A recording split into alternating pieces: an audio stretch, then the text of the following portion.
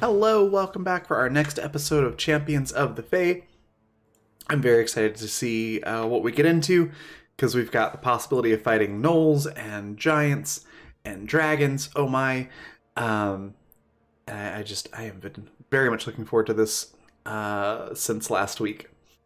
Um, we're gonna jump in just a second, or I'm gonna pass it off to Andy to do intros in just a second, rather. But I want to say a few words about our sponsors, and also just a quick word about the Children and Champions of the Fae supplement. It's one of the things that we used for this particular campaign, and it's really cool. It's a PDF that you can grab on DM's Guild. Some of the ancestries that we're using come straight out of that. So it's very cool. Go check that out. And then our sponsors are Fundamental RPG. It's a simple D20 system that's not tied to a genre, so you can use it to play any style of game that you'd like, from high fantasy, like a D&D type setting, to sci-fi and everything in between.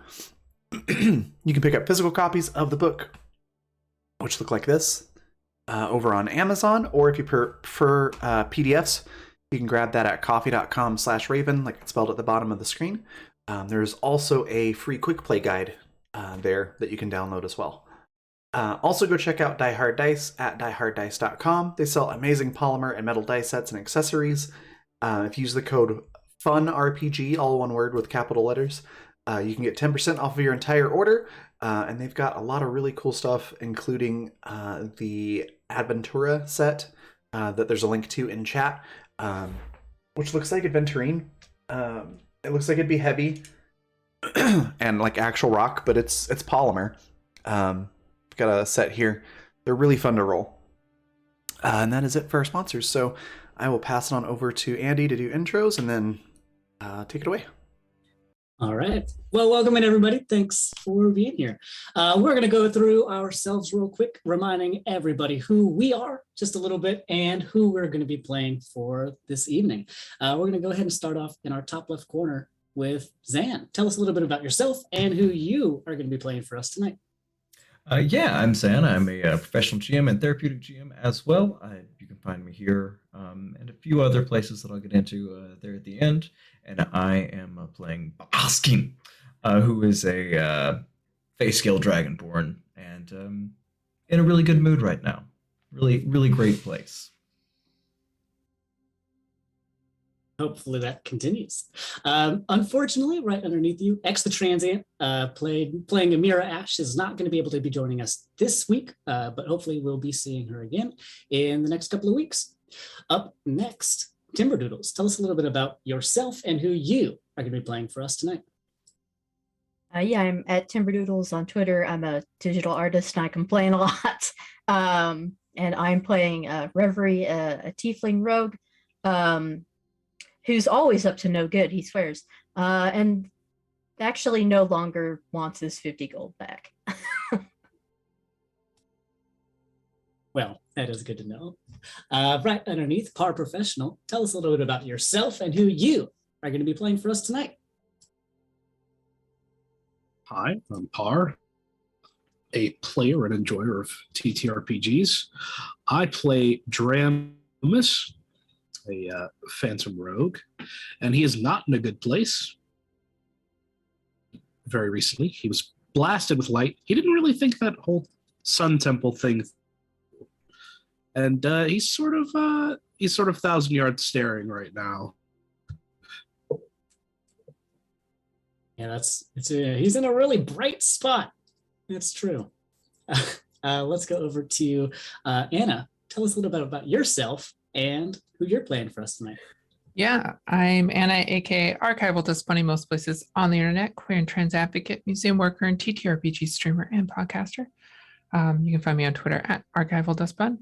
And I play Rulioela, who is a Selkie cold water sorcerer, both of which are from the Children and Champion of the Fae supplement. Yeah, she's doing okay right now. Looking forward to battle to get to throw around some more unusual tactics, as she has been known to do. I am always excited to see your unusual tactics in a fight. And last but not least, our producer, Raven. Go ahead and tell us a little bit more about yourself and who you're playing for us tonight. Hi, yes, I'm Raven. I'm the creative director for The Raven Evermore, which is my brand for all the various things that I do, most of which are tabletop related. And then I play Jinx. She is a 6-inch tall sprite that rides around on a raven. And her personality is kind of like a cross between Pinkie Pie from My Little Pony and Nora from Ruby. She's very hyper and likes to fight and cause chaos. Yeah, I'm very excited to see which farm we end up at, first of all, and then see how this potential combat, I guess, is going to go. But yeah, that's me and Jinx. And yeah, Andy, tell us about you and take it away. All right. Hey, welcome in. I'm Andrew Martinez. I am your DM and everything and everyone in the Feywilds. You can find me online. I'm an educator. Martinez tweets, Martinez streams. But we'll talk more about that in a little bit. For now, though, let's jump back in to Morris Farms, where we find all of you. Again, after being talked to by King Oberyn, or with King Oberyn, in trying to help him figure out why all of the realms have been merged together, moving through Elassidir and ending up in the island of Sylvanthe, floating above the realm of Elassidir, floating back into the realm of Nymphindor. You've been a couple of places in the past couple of days. Encountering some centaurs who allowed you to stay there with them at the Northern Star overnight, and then talking to their leader, one of the main leaders of the centaur herd, Tessalaron, who told you a little bit about where they are at as a herd and the things that they are looking for. They have also lost an island. In fact, for the centaurs, they've lost one of their most important cultural landmarks, the Warseer Stay, where they would go up and practice a lot of their divination magic. And for them, it's missing. Now, after talking to them a little bit more and swapping information with them, they told you that, well, their next goal is probably to get you over to the West Star, especially after you told them that you did find the Crystal of Sylvanthe on the island of Karasha in the lake underneath Garvin's home.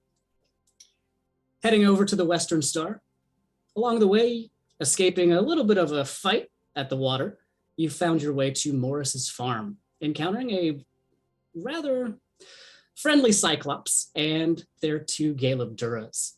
After Dram spending a little bit of time hanging out with them, learning a little bit about their qualms with what's been going on around them, as they have lost 3 of their 4 farms.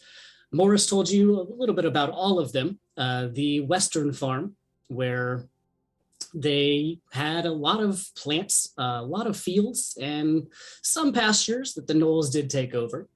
The Southern farm, where they had a lot of space for all of their herds of animals, and a dragon did take over. And the Eastern farm, where they had a lot of places for both animals and plants and all of the farming that they could possibly want to do, all of their apple trees as well. And the Hill Giants took over.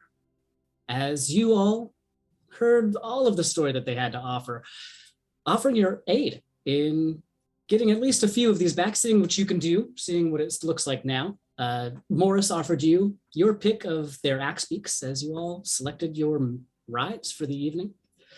It is about halfway through the day. You are at Morris Farms. You've just picked up some axe beaks. What do you want to do now?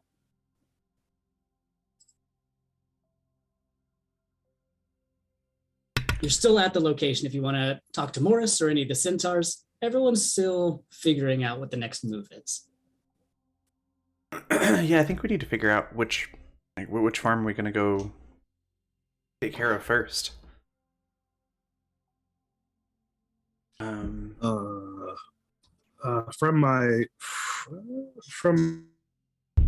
don't know how many Knolls there are.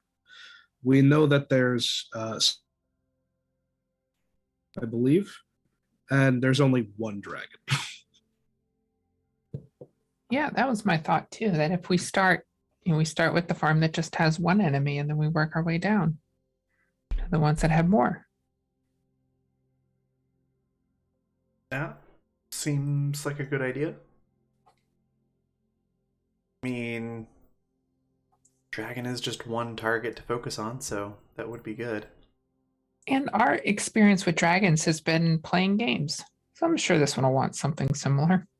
Look, we just have to be really honest for a second. That thing was not a real dragon, and if it was a real dragon, I probably might have broken a fingernail or something. And I just am not really sure if we want to start with a real dragon so early in the day, you know.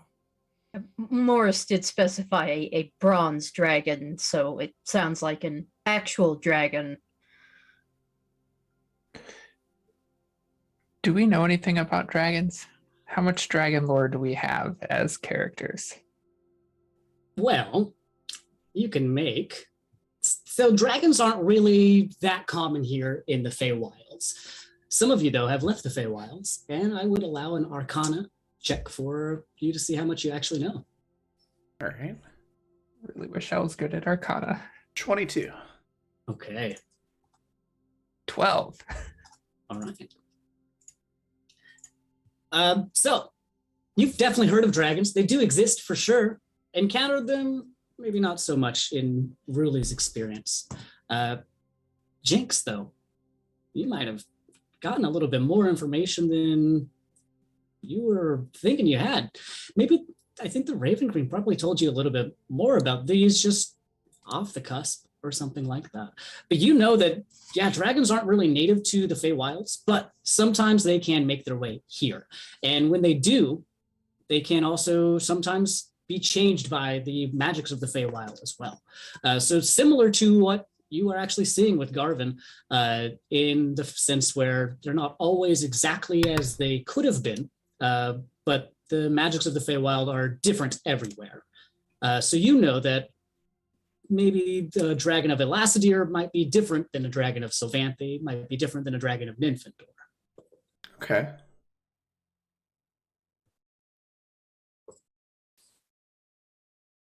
Yeah, and Jinx will relay that to the group. And I guess the bottom line is like it's gonna be fine, but it might not be fine.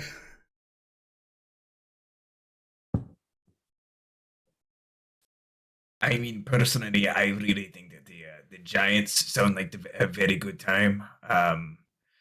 I just like being able to like I said last time, I just like to get into their inside of their head, and then they can't really punch you back.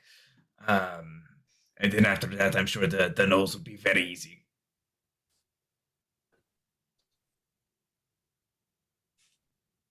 I mean, or we could just say, hey, we got the one farm. It's great. Now don't worry about the one with the find other adventurers who can take care of your node. Oh, I'm sorry, Ganor. Yeah. You hear Morris pop up in the background. Well, if you're only going to get one of them, I will say I really don't like those giants the most, and it has my apple trees. But that's just my 2 cents. And they pop back. But do whatever you're going to do. Sorry. Well, apples are important for the moonshine, so guess we could do the giants first. Okay, but I still want to visit the dragon one because I've never had a dragon friend and I would like to have one. Yeah, dragon friend. Yes. Sure. And Jinx will lean over to Basking and whisper, probably too loudly, "No, we're totally gonna beat that thing up. It's gonna be great." What? No. We will probably get eaten. I mean, at least 2 of us. I'm going to keep which 2 I think it's going to be a secret, but I wouldn't be surprised, you know. 2 of us. I mean, if you get eaten, as long as I can see part of you, I can move you out of it. So just like keep an arm or a leg out if you get eaten. But it's less of the eating that I am concerned about and more of the chewing. I'm small enough. I'm sure I can just grab onto a tooth. I'll be fine. People like me. I think you don't have much faith in me, but I think I can make it my friend. All right, I tell you, we'll try the friend route first, and then if it eats you, Then we'll avenge your death. Okay. I don't think it'll eat me, but okay. But we'll start with the giants. Baskin seems very enthusiastic about the giants, so we can start there. Listening to this conversation, the expression on Reveries' face has slowly grown more and more incredulous and slightly horrified. I love that. Why, yes, the dragon sounds like a great time. But yeah, strategically. To be fair, We though, are- the last dragon did have some potentially very useful information too. We're 1 for making friends with dragons so far in this adventure. That's a 100% success rate. I mean, I guess that's true. And a very small sample size.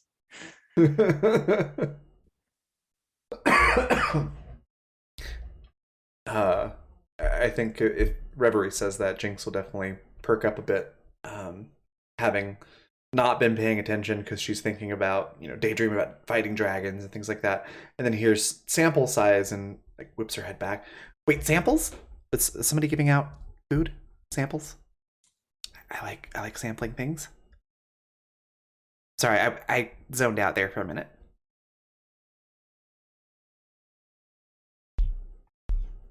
No. I think I have a fish no. left if you want it. It's a couple days old, but it's still good.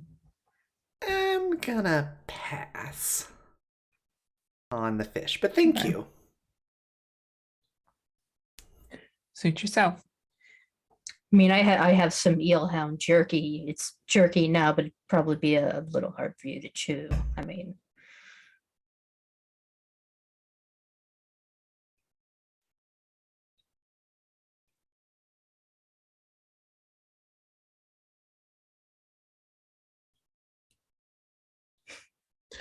Well, if we don't have any more questions, we should probably get going then. If we're going to try and fit in giants and befriending a dragon, we need to be quick. Okay, that's fine. Wait, but if we are going to go now and we are actually going to go to the giants and not the gnolls, where I am going to need a little bit of a drink. And Bask will run back inside and grab a little flask and scurry right back out. Yeah, Morris is able to fill you right out. Okay, well, have fun. Thanks. See you soon, I hope. Don't die. That would suck, actually, for me. Because then I would just feel bad, yes, it would suck for you. I mean, well, obviously it would not be great for you, but you wouldn't have to live with the guilt because you would be dead. Dead. So, yes. Anyway, good luck. Don't die. And I'll be here when you get back. Once we return from this little errand, I would really like to discuss some potential trading opportunities between you and some of the aunties of Ahabe. Oh, I don't rightly know who you're talking about, but I'm always down to barter if that's something that you're looking to do. Great. I really hope you have a market for alligator hands or rabbit feet or creepy branches and things. A lot of that main export, but we can talk about that when we come back. Okay. I see. Yeah, let me know what you have, and I'll let you know what I have, and then we can see what belongs to what, and we'll figure something out. I promise. Where am I going to put my rabbit heads? Morris turns around and starts pondering. And Baskin will scurry right back out. As you go outside, you do see the centaurs are also there as Tessaleron walks up to you all. So, you are going to be helping Morris, correct? And we Yes. will see you at the Western Star when you are ready then. Are you not going to come with us? Don't you like adventure? There's going to be giants and gnolls and dragons. Doesn't get much more adventurous than that.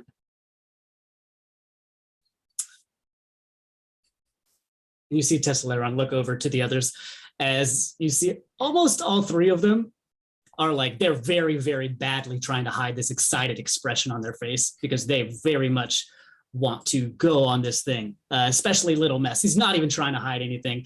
He's just running around in the background screaming, giants, giants! And they're like, okay. It might be good for them. You will come as well. Where Yay. to? I think somebody else has the directions. I'll look at Bask. Do you know where we're going?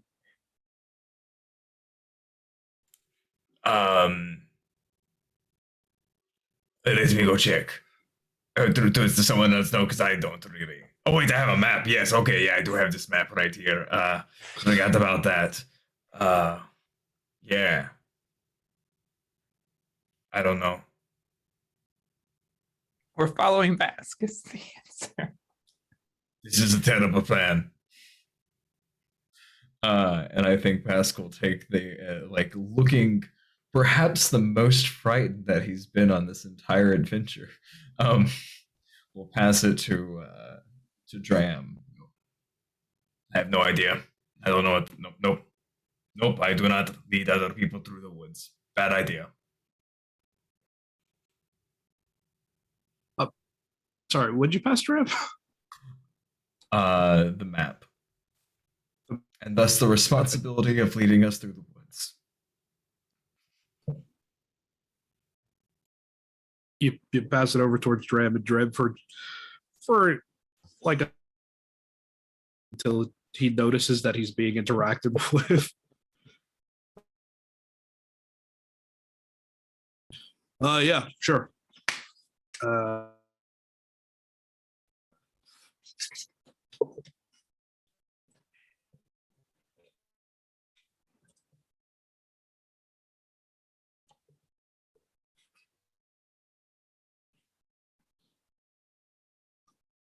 Well, I'm ready to go kill something. So, fearless leader.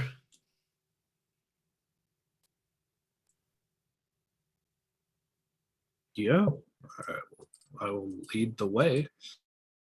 All right. As you all jump on your axe beaks and start heading to the eastern farm. Dram, as you are leading the way, go ahead and make a survival check for me. As you are reading this map, and you know the general direction, but you don't have a specific location written on the map at the moment. All right. I'll roll my survival.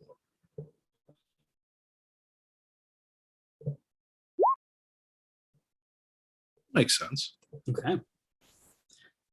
As you all start going back towards the direction that you came from, following the river a little bit, but making sure to avoid the river before you get back to where you encountered a gigantic ooze just earlier this same day. As you turn off and start to move through the grasslands, over these hills, through these wildflowers, it all looks the same. All of these rolling hills, dotted with the same colors in different places, dotted with this brown grass and golden grass, green grass. As you start to head over more and more of these hillsides, you start to hear a humming. And it starts as a little whistle, and it starts to grow a little bit louder as you feel the wind start to pick up a little bit around you.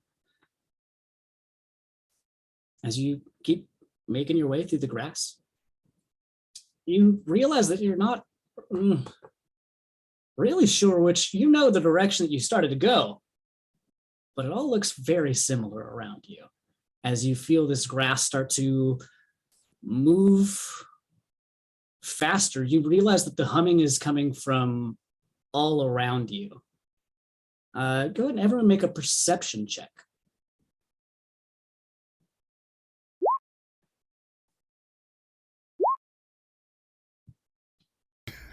Get an 8.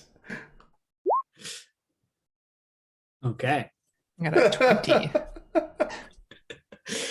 Dram and Ruli, as everyone starts to look around, trying to figure out where this humming is coming from, where's this buzzing coming from, and it's getting louder, it's getting more windy, you look down and notice that the plants that are around you have become these fairly wide, long stalks of grass with little ridges on them. And you notice that the sound is actually coming from the plants that you're standing in a field of. As the wind picks up a little bit and the humming gets a little louder, you go down to touch one and it feels almost sharp to your hand as these leaves are picking up a little bit. And you notice you are in a field of them. That's not good. I'll look back at the centaur. Is this something we should worry about? Should we try and go around, get out of this quickly? What should we do? You turn around and ask them, they look down, having just also been absentmindedly following, moving fairly quickly. Tess realizes and says, "We need to go now," and starts booking it. As you start to hear and see bits of wind and whipping of this grass, of this plant that you are in, starting at the far side of this massive field, you can see that they start moving rapidly, heading in your direction. As they are centaurs, they have bolted. I push my axe beak to run as fast as it can. Okay. We should go. Yeah. I need everybody to make a dexterity check as you are heading out of this grass. Now we're using the axe beaks as your mounts. So with that, we are going to be using their modifier as they are your mounts. So with your roll, that is a +1 for their dex. Okay. So Jinx is going to be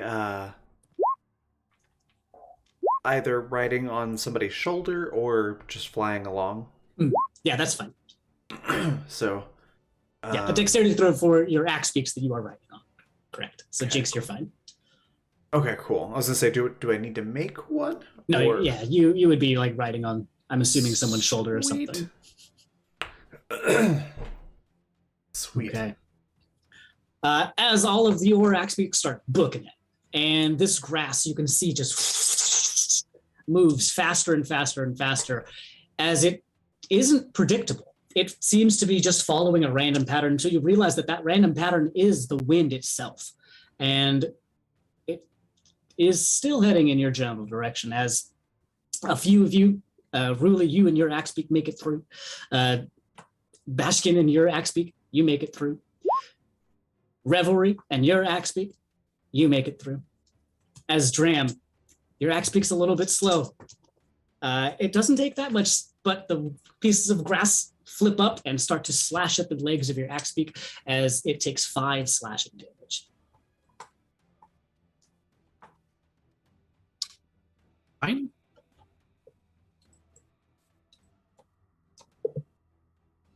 And your axe beaks have 20 hit points, so keep that in mind as well. All right. As you all have made it out of this patch of grass with only a little bit of cuts and bruises, the wind dies down a little bit and the grass goes back to its normal self. As you are a little winded, but are still alive, at least. Maybe somebody else should lead us. No offense, Dram, but you don't know the layout here. There are traps none of us know about. So maybe somebody else, I say looking back at the centaur, should lead us. As you look at Tess, who looks down, avoiding you ready? And Naturu looks over and says, I don't want to interfere or anything, but sure. And puts his hand out for the map. Yeah. Okay, well, if you follow this and point here, he kind of points you in a general direction. Go ahead and make another survival check with advantage this time. Why am I? When my survival is +2. Well,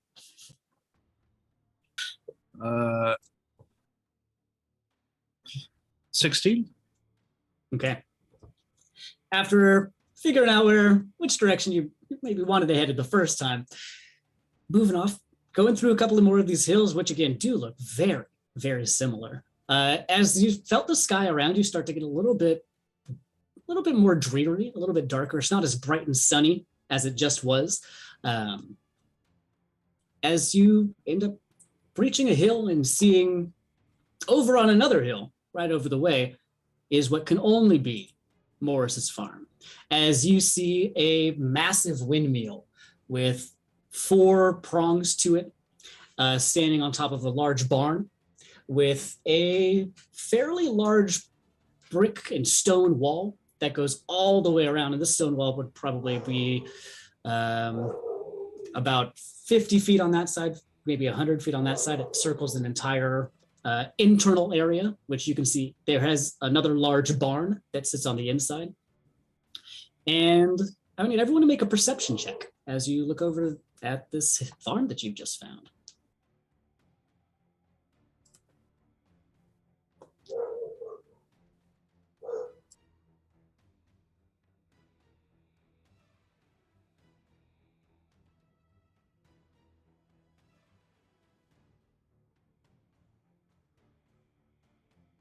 All right.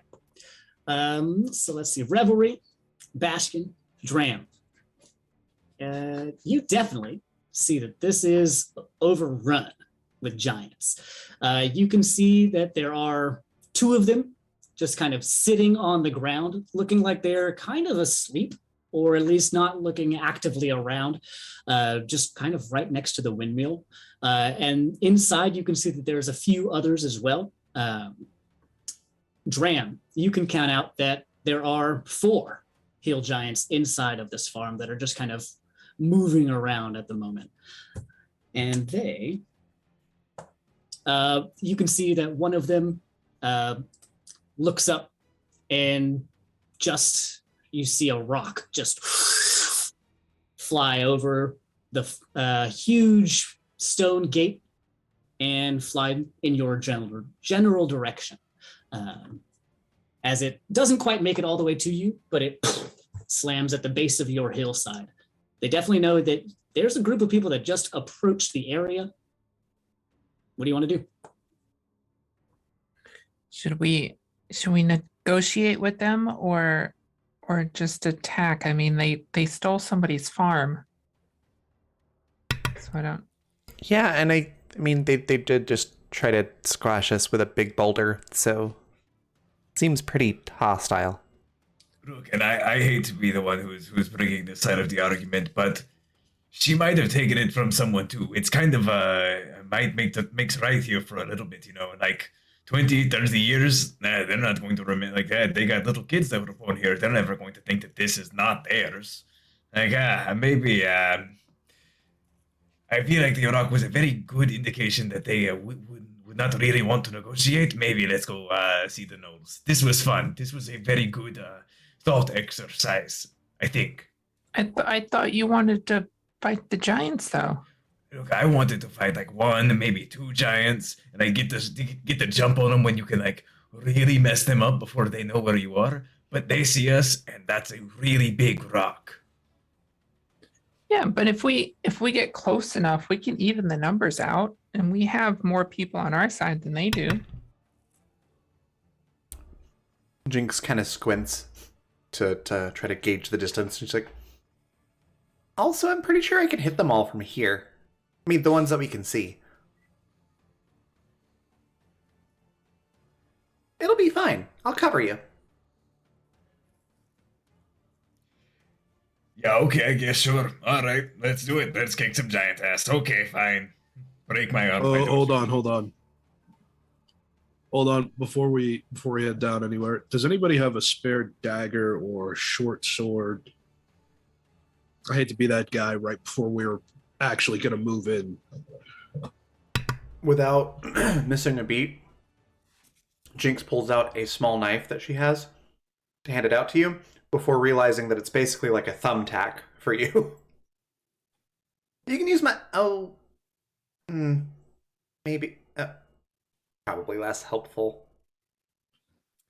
I appreciate the thought. Bask will pull out a straight bladed sword, just something real simple, straight to the point, efficient, and we'll offer it. You know, size for him, so it's probably going to be like knife size for you, but All right. I will accept your Damn. weapon. Sorry. DM, how far away from the giants are we? Right now, they are on kind of the top-ish of one hillside, and you are kind of on the top-ish of another hillside.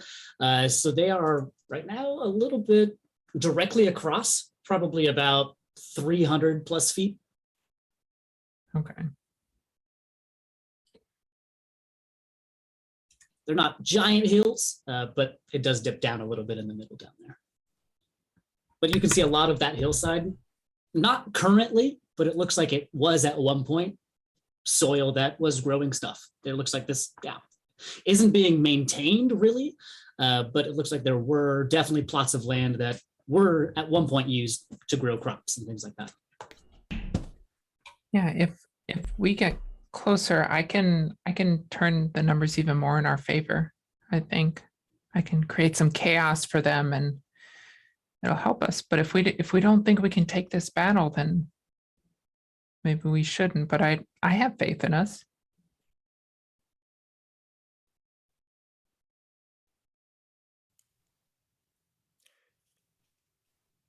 Yeah, okay, sure. Why not?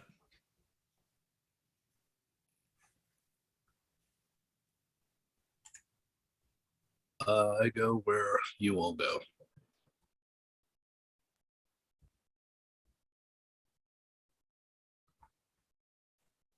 All right, yeah, how are you guys approaching? What you plan? Because they know generally where you are. Should we split up 2 groups? And at this point, you see that the two that were kind of sitting down have stood up and are just kind of glancing over in your general direction. I would like to,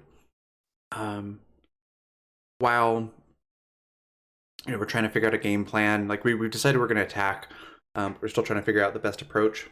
And while the giants are, sort of squinting and looking at us, I'm going to cast invisibility, get to about 240 feet away, and then I just want to Eldritch Blast the two that are furthest out that are sort of squinting at us. Okay. Awesome. I think as we hear like Jinx buzzing away, Baskin goes, Ah, shit, wait, that's right. I could have just given Raichi a note. It's amazing. That'd be really dangerous for Lychee though. You don't want to. I mean, we're almost afraid to go in there ourselves. Why would we send Lychee in alone? He likes the risk. So that's a 9 and an 11 to hit these things. Oof. That's not great. Dice are not with me today. As you turn invisible and fly just close enough to hit them, and you see them both just run into the stone walls around them as these two giants that you've just shot at. Immediately, you don't hear what they say, but you know that they're mad now as they both pick up rocks and just yeet them in your general direction. As they are both rolling a disadvantage, but they're going to certainly try. All right. As they're throwing these, Jinx is just yelling back, "Yeah, that was a warning shot, so, you better run." As they both do miss, they land fairly close to you. And you notice that these rocks are not just stone looking. They look to be kind of marked with greenish jagged lines through them as they both miss you on impact and start to glow a little bit as they both explode. I needed you to make a dexterity saving throw at disadvantage because there are 2 of them. Yikes. 5. Okay. As they both explode at you, you take 2 bludgeoning damage and are pushed back 15 feet up the hill that you came from. I rolled 2 1s. That's good. I am happy for that. Yes, if we're going, we need to go. I need to get within 120 feet of them. Yeah, you are not particularly close, but I do need everyone to roll initiative. Oh, it's going to take like 10 Yeah, I know. 7. I have barely rolled higher than like a 5 for a while now. Goodness.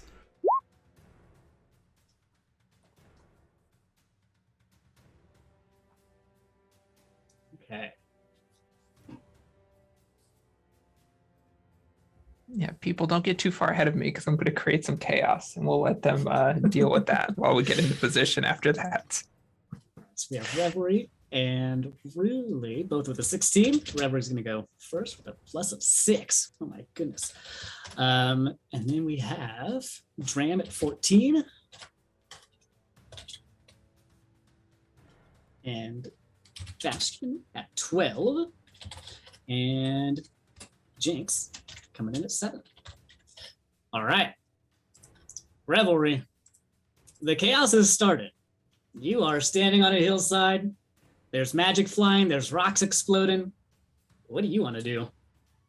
Oh, joy, out in the open. Exactly what I wanted. Yep. How far away are we from them?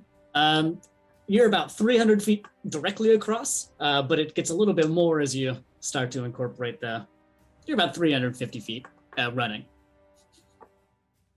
And what's our speed on the axe beaks? Your speed on the axe beaks is 50 feet. 50 feet. Okay.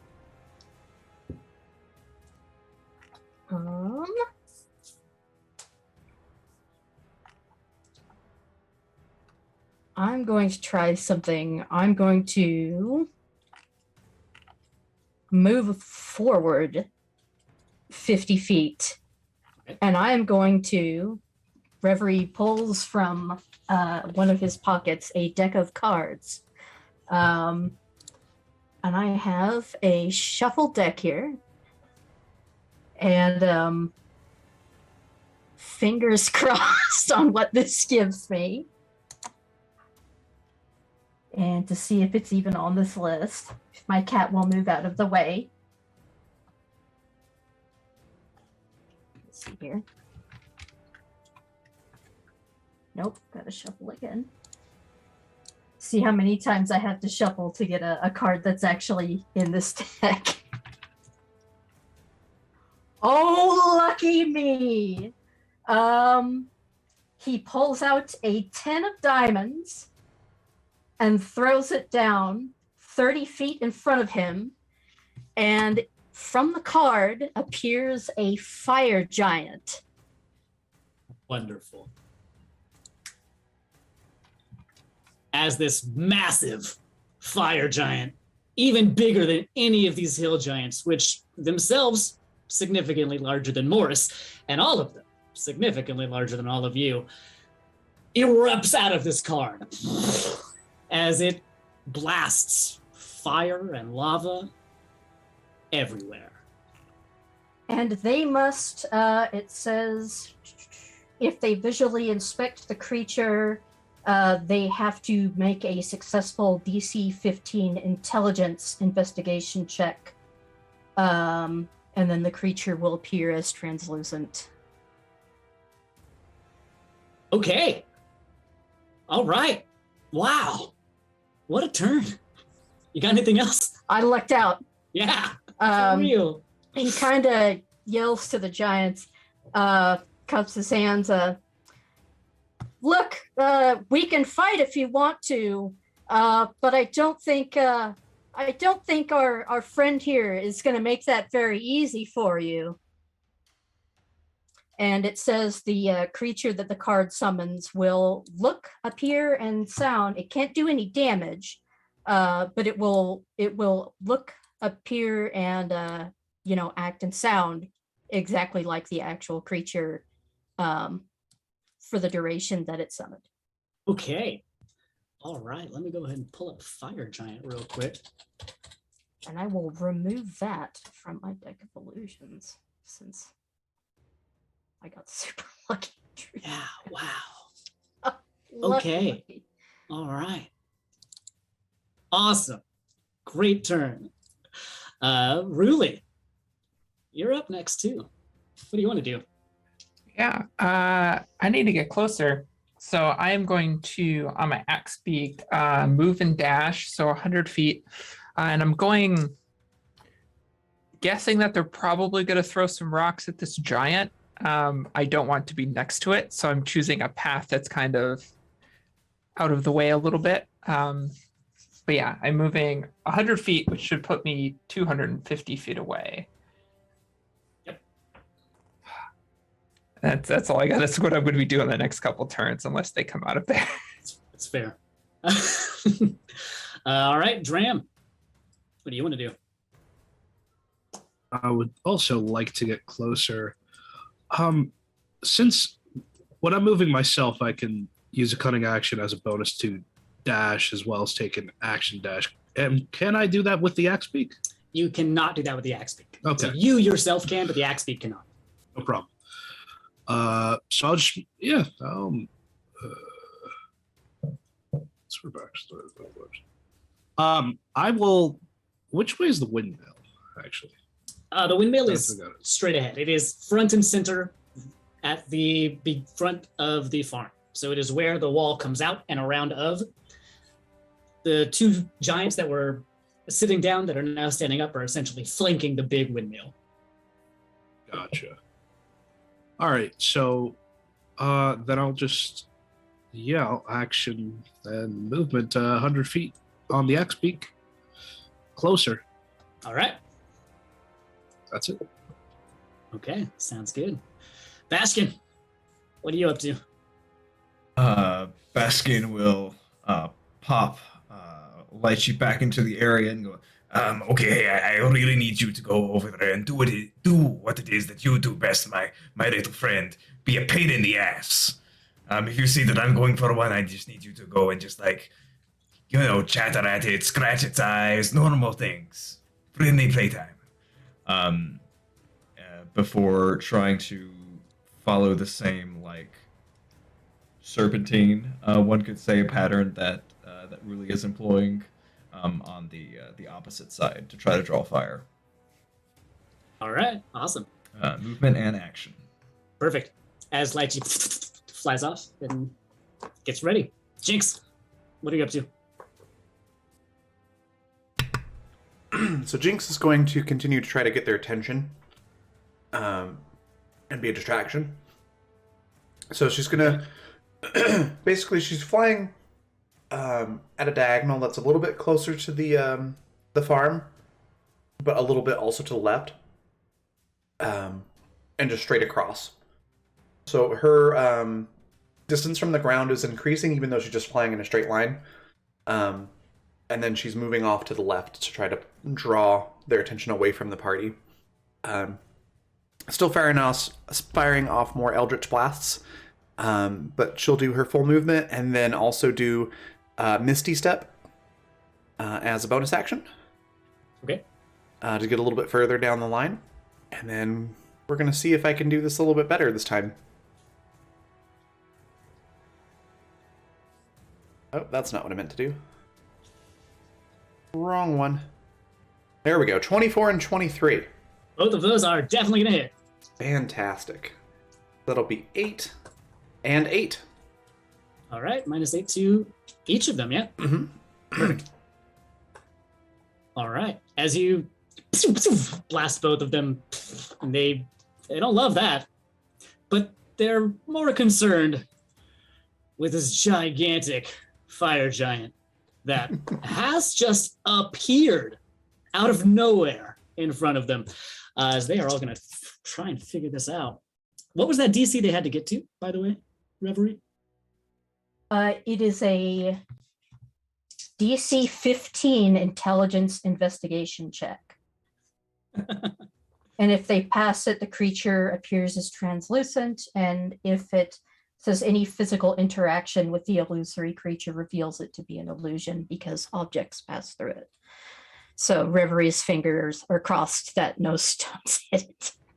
Okay. Hill giants are famously intelligent. Famously intelligent Yes. indeed. Yeah, that's what he's thinking here. So he's more worried about boulders. All right. And you left this. So the hill giant in relation to you right now. Is 30 feet in front of me Perfect. and a little to the side so they could still, see me and hear me yelling, "Oh, a friend here." Okay. As all of these giants are just going to you see a volley of rocks just sail through the sky over most of your heads, or landing in front or below you, as they all pelt right through this illusory giant. As immediately underneath, they all you hear 6 little explosions, and none of you are within the range of that blast. Revelry, you're back up. What do you want to do? So they all went They all, through it. yep. Then. Hey, every single one Great. did fail. Wonderful. The closest Um, one did get an 18, but they have -4 intelligence. So, So do they still look concerned at all? they are very concerned with a lot of things that are happening right now. What those things immediately are could be a lot of options, though. They don't love that there's a big giant here, especially a fire giant. Let's see. I can still.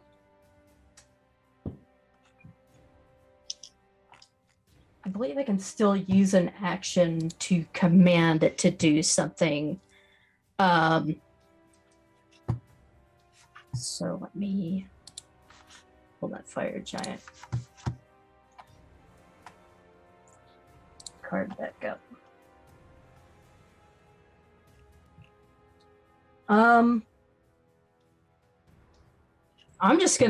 I'm gonna have that fire giant give a nice, intimidating roar, strike an intimidating pose, and Reverie cups his hands again and says, really, we have magic users here. You really think everything's gonna hit everyone? All right, go ahead and roll an intimidation check, Revelry. Would it be intimidation or would it be persuasion? Well, that depends on what your goal is. Because I'm trying to lie to him Hmm. and convince him. So I was basing it off of the giant yelling, but Okay, the giant either one is yelling. fine. Whatever your goal is, pick that one. So Trying either to lie intimidation to or him and perception. convince Okay. him we've done something to this giant that made the boulders pass I through. see. Okay. Maybe like a partial invisibility spell or Yeah. something. Now watch me. Yeah, that's one of my best skills, and go figure. Uh-huh. All right. 11. They don't really respond immediately. Really, you're up. Yes, so I am 250 feet away. Mhm. So I am going to run forward on the axe beak, action dash, and then once I get to that 100 feet, really disappears in a puff of sea mist and reappears 30 feet forward again in a burst of seawater and ice as I misty step as a bonus action. And that will put me 120 feet out from the giants. Perfect. And then my next turn, I'll finally do my plan. Excellent. Dram, what do you got? Another 100 feet on the old axe beak is pretty much all I can do. All right. But he does look enviously at everybody who's misty stepping right now. Getting closer. Baskin, what are you up to? Baskin is getting ready for this this glorious encounter and the tales that it will inspire, and has stood up on the axe beak and is kind of just standing on its back, just like bobbing with the rhythm. And you see him like kind of like start to dig into his arms a little bit, and Oh yeah, this is going to be a great fight. and the as he pulls his hands away, they've got a little bit of blood and a little bit of that weird shadow goop on them again, and they start to like bring out his hands into a little bit more vicious claws, but it looks a little less solid this time, a little like it's kind of still mid shift. But I will be activating my Eldritch Claws and action dash and movement 100 feet. Awesome. Great. Jinx. Get out of here. Jinx, what are you up to? We're doing the same thing, so we're moving a little bit further off, getting closer, but at a diagonal, so we're moving off to the left, and let's do a firebolt at one of them this time. Okay. So nat 20. Yeah, hey, that'll do it. So that's 11 plus 16.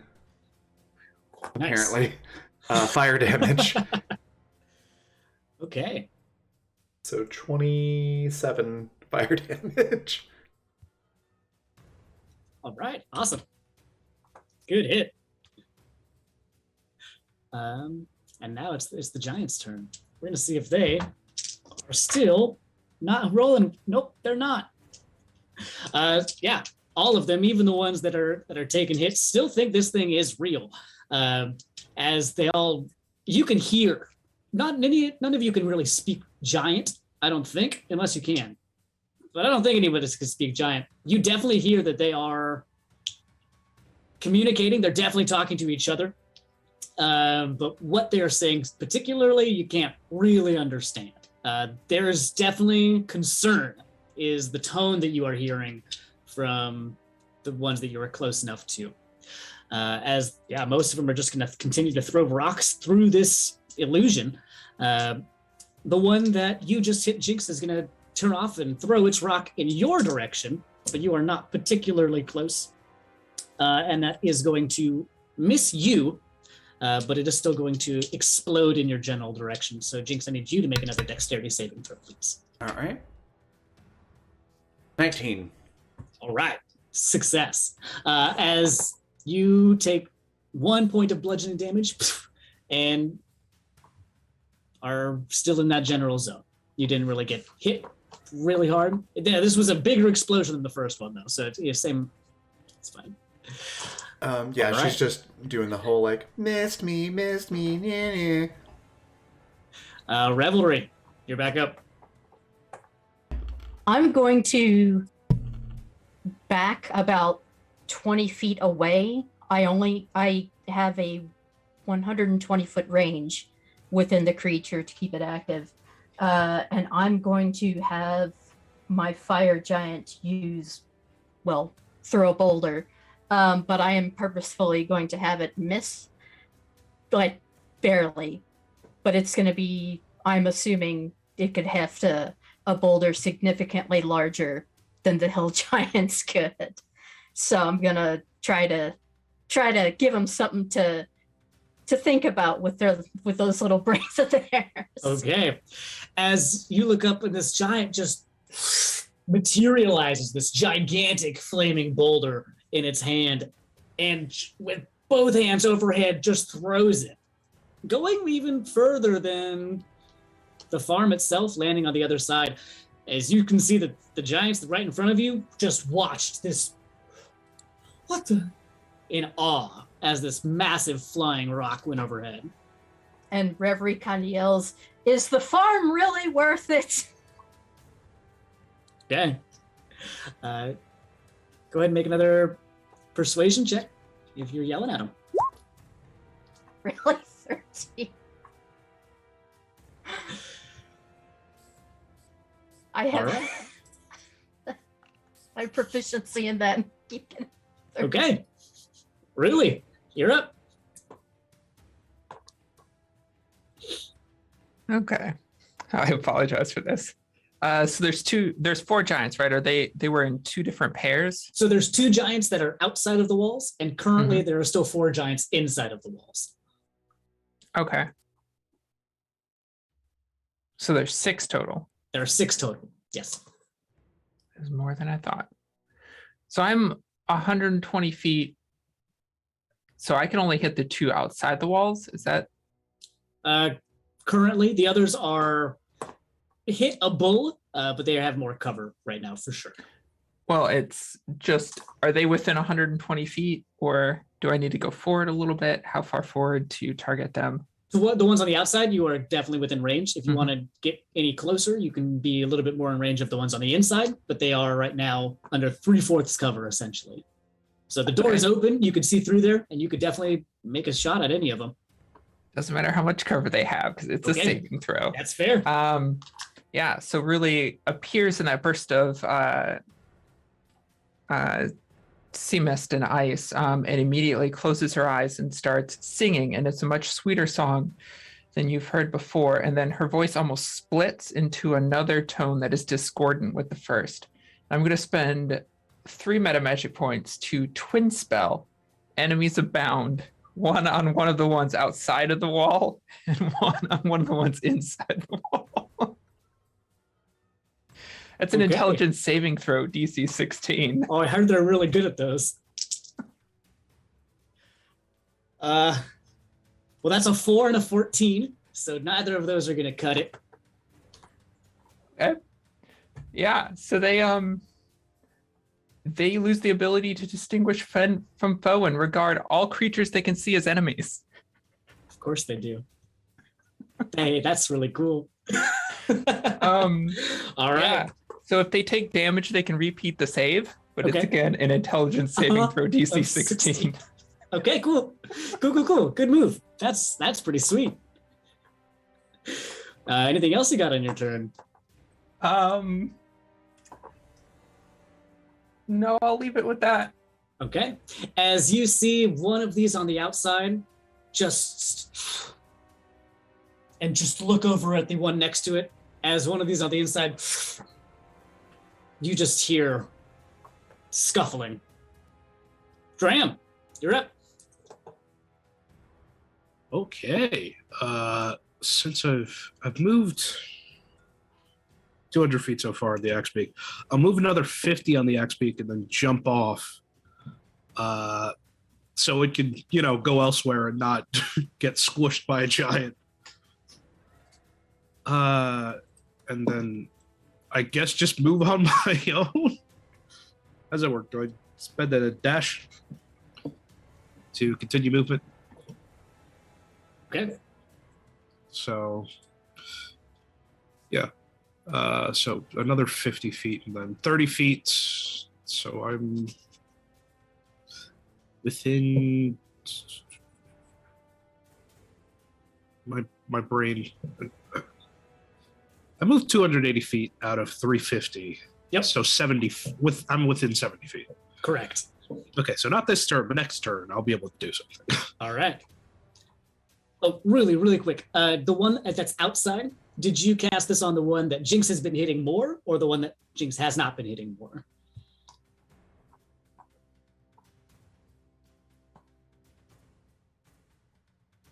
That is a good question. I cast it.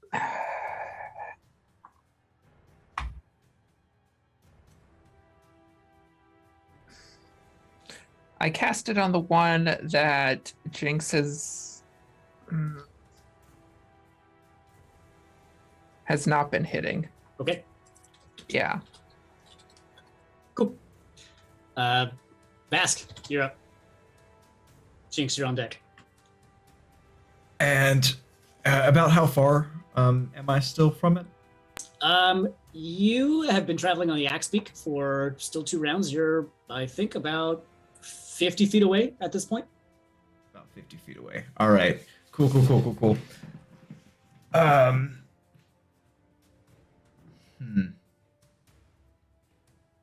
I think Bask will. Are there like shrubs and stuff around here? Like what's the topography? Yeah, so this is an old farm. It's not currently kept up, but there are wild plants that are around in this area. The soil was designed to allow things to grow. So there's stuff that has taken over that area. There's a lot of little plants. There's some shrubs. There's looks like over on the far side on the left, there's a tree that does not look like it has been taken care of. It's mostly just sticks and a trunk. No leaves at all, though, no fruits that you could see. In fact, looking around, there's a lot of those. There's a lot of trees that don't really have anything else on them besides the bark and the sticks. So it doesn't look like they've just been really taken care of here at this place, but there are some plants that have just popped up. Yeah. And there are giants within 50 feet. Okay. Mm-hmm. You have at least 2 at the front of this farm.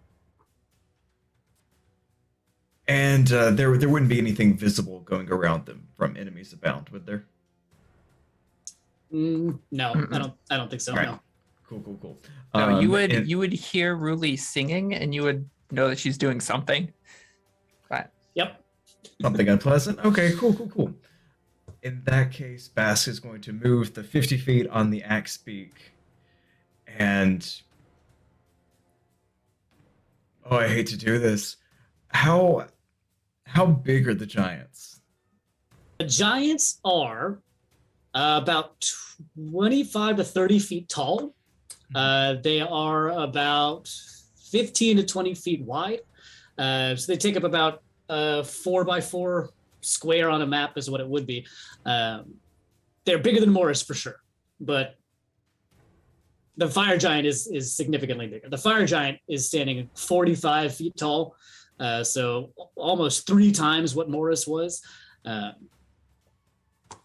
So these guys are about 25, 30 feet tall.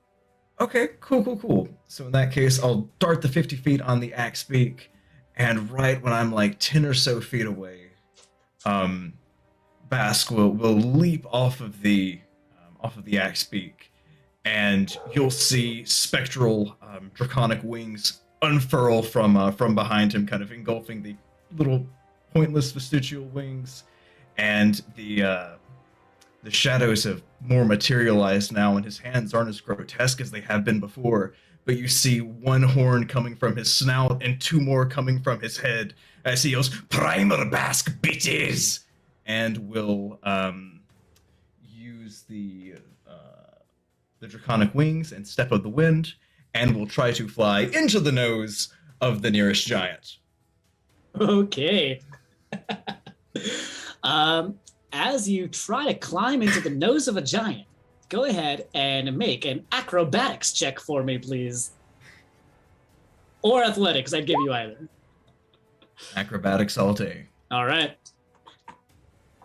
This giant's going to try and get you out of its nose, and it's not going to do good. As you scamper on up into the darkness. It's warm in here, and it doesn't smell particularly great, but you have found your way into the nostril of a hill giant. I think for my last thing, I'm going to yell, I'm going to punch your brains out. You hear from inside.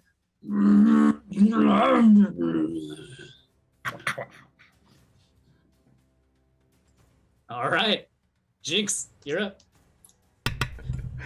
How do I follow that? Oh, real quick, Basket, did you go to the one on the left or the one on the right? I went to the one that did not look hurt. Okay, so you're in the... Okay, great. I should note, with enemies abound, is that if it's choosing a target from those within range, it has to do so randomly. Oh, okay. Good to know. It's good to know.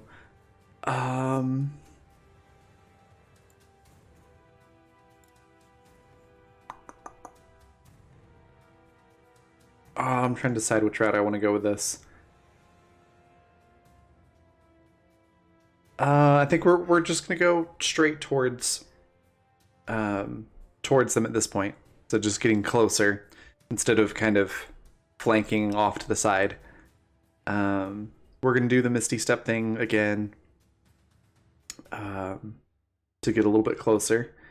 And that should probably have me in range for message, which is 120 feet. Yeah. I assume that the giants are starting to attack each other.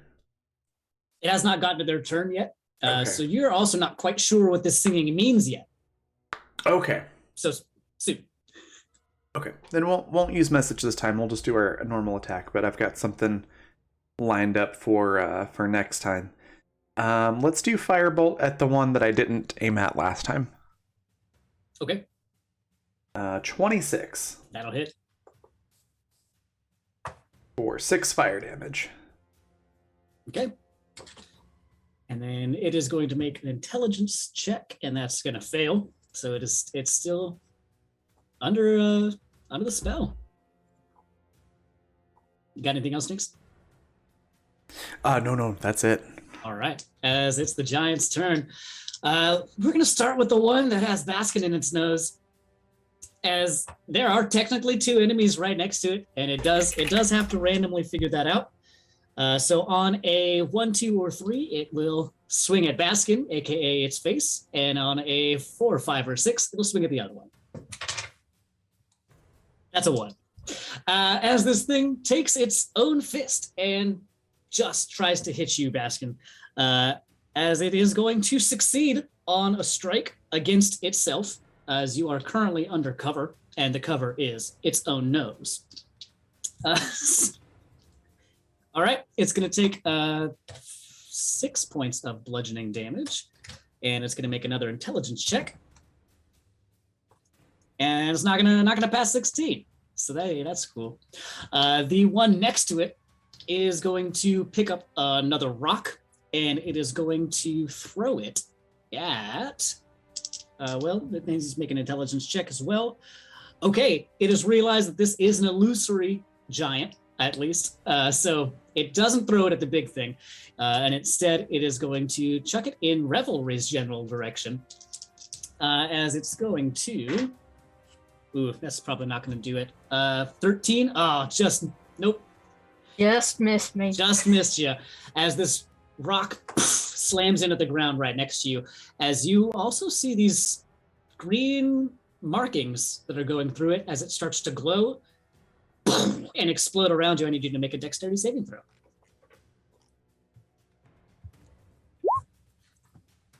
Eight. Okay.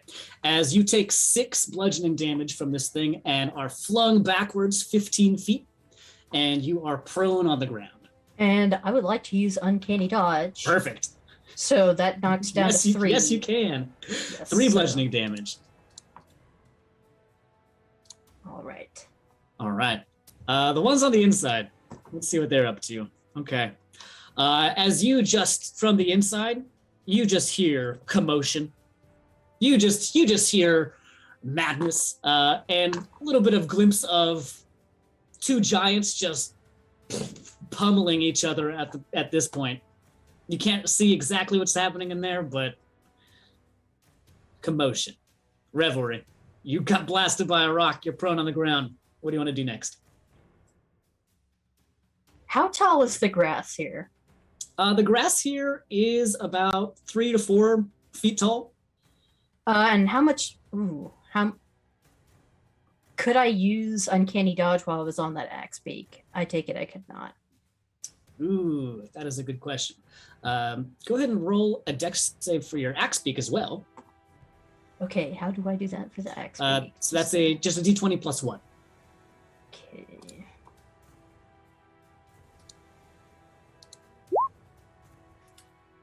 So that would hit both of you independently, so you can use Uncanny Dodge for yourself, but your axe beak will not be able to get that benefit.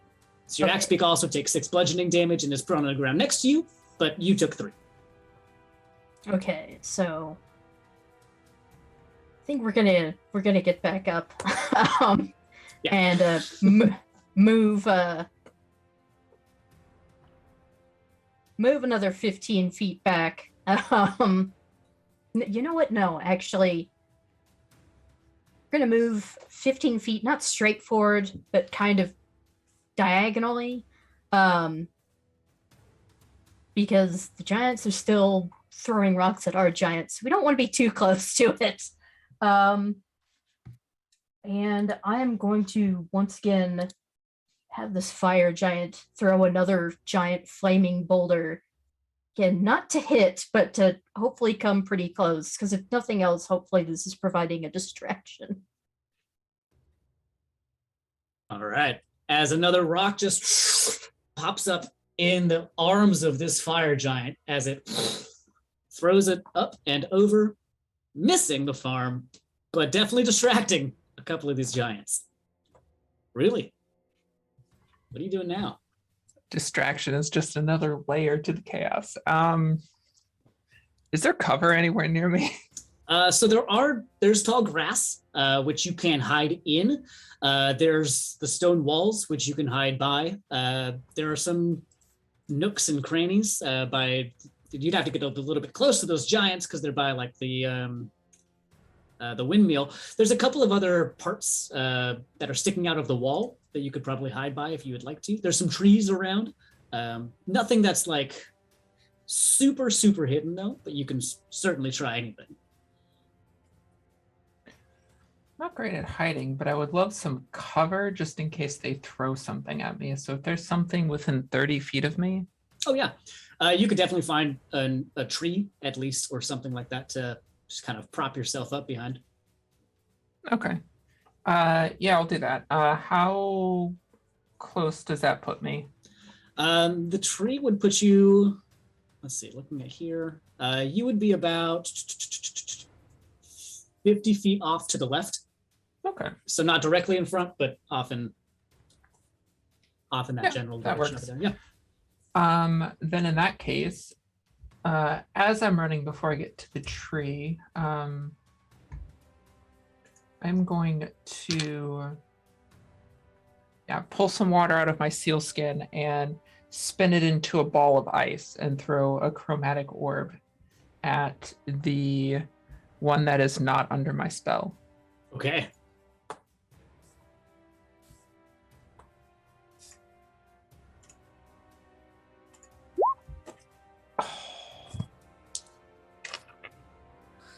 That's an 11.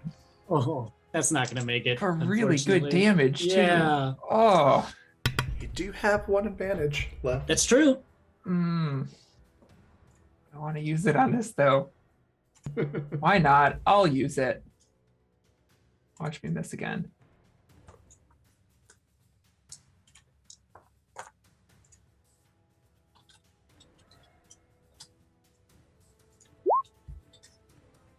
$17 to hit. Okay, that one will hit. And then whichever damage you want to use, because it auto rolled the damage. Okay.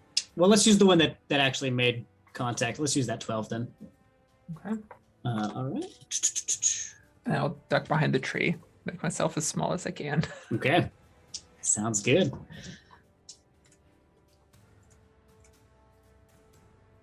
All right. Awesome. Dram, you're up. What do you want to do? Whatever Dram thought he was going to do in the last 6 seconds completely changed when Baskin flew into the nose of a hill giant. There. So he kind of just comes to a stop and slowly pulls out the short bow instead of getting up close like he was about to, because he wants no part of whatever may happen to Baskin. And fire at the one that Baskin is inside of with the short bow. Damn, okay, 25. All right. Yeah. That's gonna hit. Would I get sneak attack for this? You would get sneak attack for this. You have an ally immediately in range. You have an ally actively in someone's nose. Yep, you're gonna get sneak attack for this one. So just a base short bow, 5 damage, and then 3d6 for sneak for just my sneak. Okay, so 19 points of damage, and since I've dealt my sneak attack, I will then use Whales from the Grave. Okay. And Dram's eyes just sort of spin a little bit, and he looks at the giant that's directly next to the other giant, and that giant's going to take 2d6 necrotic damage. Okay. Just 5 to that one. All right. So 19 to the one that has Baskin, and 5 to the one next to it. Perfect. Oh, good roll. And it did fail its intelligence saving throw, so it is still under the spell of Ruli, as it took a lot of damage on that one. Bask, you're in the nose of a hill giant. You just heard it go because it got stabbed by another arrow. What do you want to do? Well, I'm gonna give it a really bad day. I think. Bet. Yeah. So I think Bask is going to will do the attack action because that seems appropriate, and so we'll reach out with one kind of large twisted claw and try to claw the inside of its sinuses. And let's see how that goes. Yeah, go ahead and roll this one at advantage. Oh, all right. You're in its nose. It's gonna be If you insist. it's gonna be a little hard to miss. Wow, would have been a 1. That would have been great. Oh, that would have I'll been take that 20. hilarious. Okay. Yeah. Cool. Hey, that one hits. So that is going to be 6. That is going to be 10 acid and 6 force. Okay. And I'm technically taking the attack action, but I'm going to do my third thing after I do my bonus action. With my bonus action, I'm going to also throw that other claw in and try to get a really good position in there. All right. And that's a natural 20. Hey, that's a great position. Embedding yourself in the sinuses of this hill giant. So that is another 10 points of acid, another 6 points of force. And we're just going to give it the bad day of all bad days. And Baskin will take a deep breath in and not really love the smell of its breath so close and personal. And will exhale fire straight down its nose. Which is a dexterity save. Yeah, it is. For 6 points of fire. Yeah, that makes sense. That's not going to work. Let's see. That is a 5. So, hey, that's, yep. Right down Take the... that cool 5 points of fire, yeah. Uh-huh. No, that's just 5 points. Okay. As you hear this thing just bellow in which you can only assume to be not pleasure, as you have now stabbed it in the sinuses a couple of times and blown fire down its face hole. Great. Jinx, you're up. You can see that there's one giant that is just slapping its own face right now as little bits of flames fly out of its nostrils. That's really funny. Just realized I might not have been rolling enough damage on Firebolt. There's more? So it's 2d10 at 5th level. I'll just double check. But Jinx is going to follow Baskin's lead. So the one that Baskin's not up the nose of, Jinx is going to fly for its ear. Okay. At this point, would Jinx be able to get there in one turn? At this point, yeah. I think you could beeline down in there. Okay. I'll throw in Misty Step as well, just to get a little bit more distance there. Perfect. So yeah, that's all I can really do for this turn. But yeah, she's just heckling this thing from inside its ear, Okay. basically. All right. Awesome. As it's the Giants are up. As this one that you are just buzzing around is just gonna try and just smush you. It's gonna swing at you. That's not going to do it. That's going to be a 4 plus. It doesn't matter. As it is going to swing up into the air, unarmed strike, miss. Although its face is right there, and it's trying to squish you real good. So it's going to deal itself actually 1 point of damage, slapping itself in the side of the head. Jinx just starts going, "Stop hitting yourself! Stop hitting yourself!" As the other one has failed as many times as it's been attacked. It's failed every single one of those intelligence saving throws.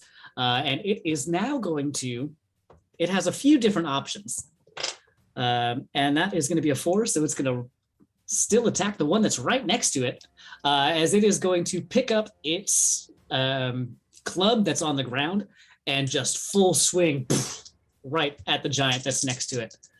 And that is going to hit, as it's going to multi-attack because they can do that. That one's not going to hit, as it's just going to clunk the other hill giant in the back of the head. As Jinx, you're sitting there and this thing just tumbles and you catch yourself, you're still in the air, but wow, what a ride that was, as this thing did get just smacked upside the head, as it takes a hefty amount of damage with that club. Amazing. From the inside, you can hear that the scuffling has died down a little bit, and the door opens up a little bit more as you see now 3 giants that are not looking particularly great, and you can see that on the inside there is 1 giant that is on the ground.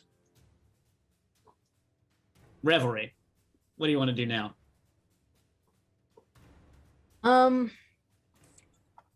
I'm going to stay off of the axe peak, stay separated for now, and move forward 30 feet. Okay. And then I'm going to have that fire giant take a bit of a step forward, not enough to get it out of range of the card, but just a great big stomp and a great big menacing bellowing roar at the other giants. Okay. Go ahead and roll an intimidation check for your fire giant bellow. Oh, that's not going to be great for me.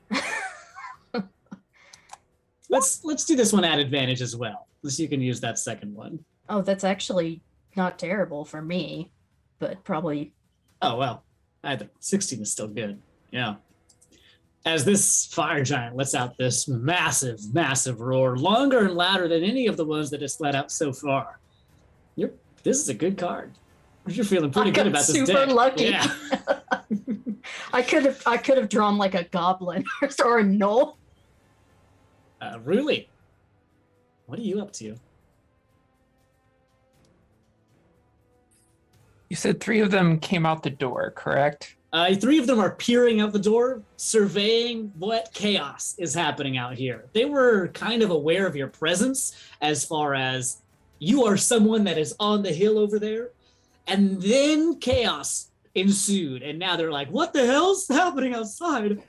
Okay. And they look injured, and the 2 that are outside were outside the door, right? They were outside the door. They were like asleep, though, when you did show up. Yeah.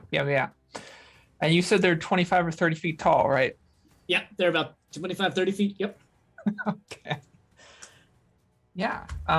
So if they're all around the door, they should all be within 40 feet of each other, right? Yep. That's where they're at. Now, you have a few of your comrades over there also. Baskin's in one's nose and Jinx is in one's ear. Yeah. 25 or 30 feet up in the air. True. Fair and valid. Yeah. Should I throw another big spell at this battle? I think so. These things can hit hard. So peering out from behind my tree, really again pulls out moisture and packs a ton of it into a very small bead of glowing ice, and she whips it into the middle of that grouping of them at ground level. And it explodes into Blizzard, her version of Fireball, which Okay, great. does not have enough of a spear to hit my allies Uh-huh. in the face. Yeah. They're up there. That's It's a amazing. dexterity saving throw from all 5 of the giants. Yes. Oh, yes, they will. What do they need to do to pass? DC 16 dex save. Okay. DC 16. 3 of them succeeded and 2 of them did not. I know. Somehow I rolled like a 19 and an 18 and a 19. And then a 6 and a 5. So Okay. Yeah, that's fine. Okay. So that is 8d6. 8 DC. Yeah, go ahead and roll that. 8d6. So 32 on the fail, 16 on the save. This is cold damage Okay. as it explodes and just shards of ice and snow fly out from it. Yeah. As it explodes, the one that well, let's see, both of them actually, right at the gate, just freeze solid, and it's very an odd sensation, especially for you, Baskin, as it just gets so cold. It was dark and it was warm, and now it is frigid and stiff. What? I'm in a nose. Confusion. Jinx, you also get the same feeling as both of these giants just freeze as they are, the other 2, or the other 3 on the inside, get hit by this blast for sure. And you hear them yelling giant in the inside of this cave, or the inside of this farm, rather. Dram. There was this big blast of frigid blizzard. 2 of these giants are essentially frozen solid where they stood, and the other 3 did get blasted from the inside of the door. What are you up to? So whatever Dram thought he was going to do has now changed. Seeing his 2 targets have been frozen solid. So I guess he'll move a bit closer and shoot one of the 3 giants hiding in the doorway. That's all he can do. All right. Go ahead and roll it. Let's just say whoever's in the middle. Sure. Yeah. Yeah, they're under really heavy cover, right? Yeah, they're under medium cover, and it just thunk right at the door. That's pretty fair. But Dreb has found a new terror for frost, cold spells. Baskin, you're inside nothing of a. Oh, Dram, you got anything else? No, Okay. nothing else. Baskin, you're inside of a increasingly colder nostril hole. What do you want to do now? Well, given that it is now cold, that's not great. I'm gonna have to warm things up a little bit. So we'll do another strike, and this time try to jam the spines on his head into the top of the nose. This time I'll do it in fire. Okay. Which is so a 15, a nat 20, and a 25. Yep. So, hey, those will do it. Go ahead and roll all your damage for that. Right. Yeah, you don't need that much for this guy right now. Well, it's 16 right there. As from the inside of this frozen giant, in a ball of fire and fury, the front of the face, Baskin appears. As this giant just is not any longer in this fight. Okay, great. So, how far away am I from the gate? From the gate, you are practically right there. You're about 5 feet from the gate. Let's do it again. All right. Baskin will try to dart inside of the gate, and once again will bonus action Step of the Wind, and the wings will unfurl, and he will try to straight up into that thing's nose. All right. Acrobatics or athletics? Acrobatics all day. All right. Okay. 20. Yeah, just it's easy the second time. Easier than the first time, arguably. You know what you're getting into now as you just scamper on up in there. This giant was not expecting you to do that. I think we might have just introduced the lore of the nose burster into this. Maybe, yeah. Oh, You did do a thing. pleasant thought. Yeah. Yeah. Jinx, you're up. So I could do a lot of damage in here, since I'm in this thing's ear and it's frozen. But that's not very Jinx when you can be chaotic. So instead, I'm going to use Prestidigitation to basically do the Feywild equivalent of Pachelbel's Cannon in D, slightly off tune. And just go, give up or it'll never end. Okay. As you just hear a muffled from this frozen giant. You cannot do anything about this. All Yep. right. That's my turn. Yeah. As your frozen giant doesn't go anywhere. It is a frozen giant, and it's on its last little bit of existence at the moment. The other three, though, survey the scene, and they are, well, very much into not being here any longer. As the three of them start to turn around, Baskin, you are in one of these guys' nose, as they all start to book it out of the back of the farm. They turn around and they just heading away from you. As you are on the outside, they move further inside. You can't really see them. They're not right next to the gate any longer. They are actually just full sprinting to the back of this farm, and you can see them through the gate a little bit. They are moving as fast as they can. Still on the inside of the stone wall on the other side, but they have moved about 80 feet into the area. Revelry, what do you want to do? Oh, this is exactly what we wanted. Reverie is gonna have that fire giant hurl another boulder so that it lands like just about on their heels as they're running, and give another, bellowing roars, kind of like and don't come back. Okay. As it does that, you can see the three of them they turn around. They're terrified at this point. Really?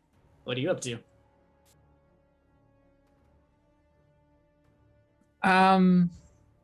They're fleeing. That's what they wanted. That's what we wanted. So I will.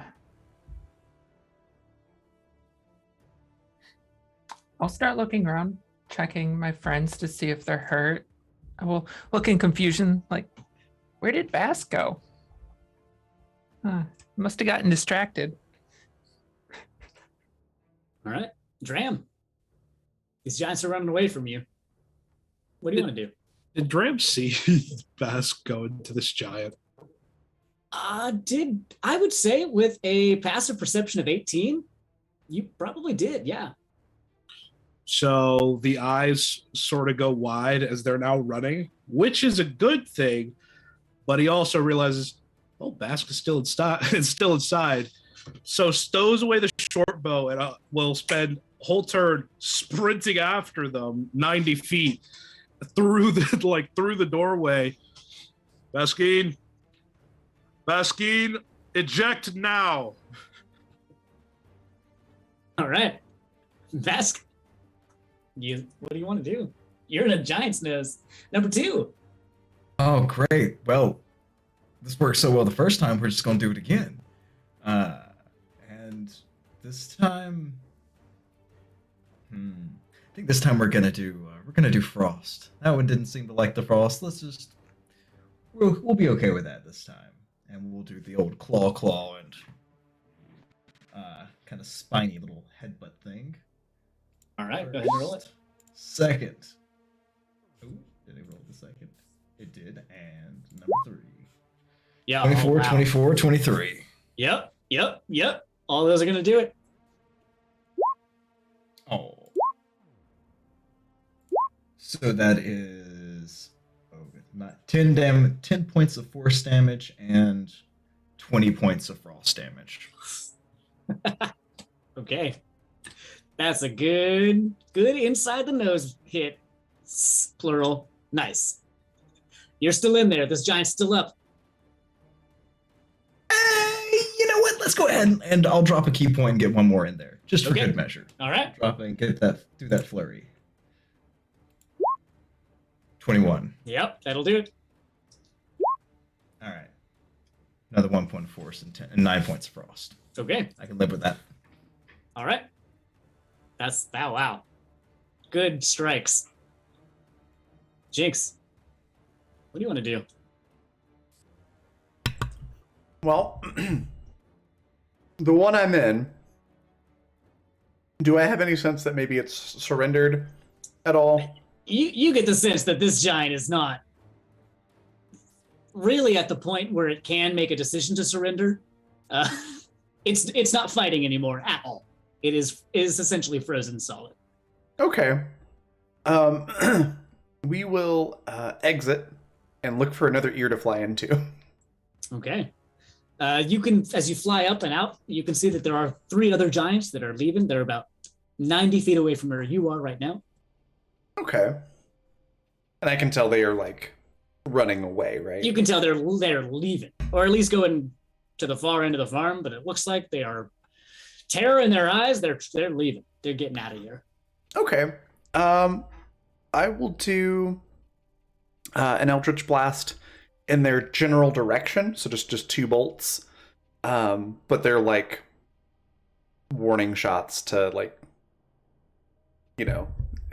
emphasize a point, and she'll just call out, "Yeah, you better run! Don't come back!"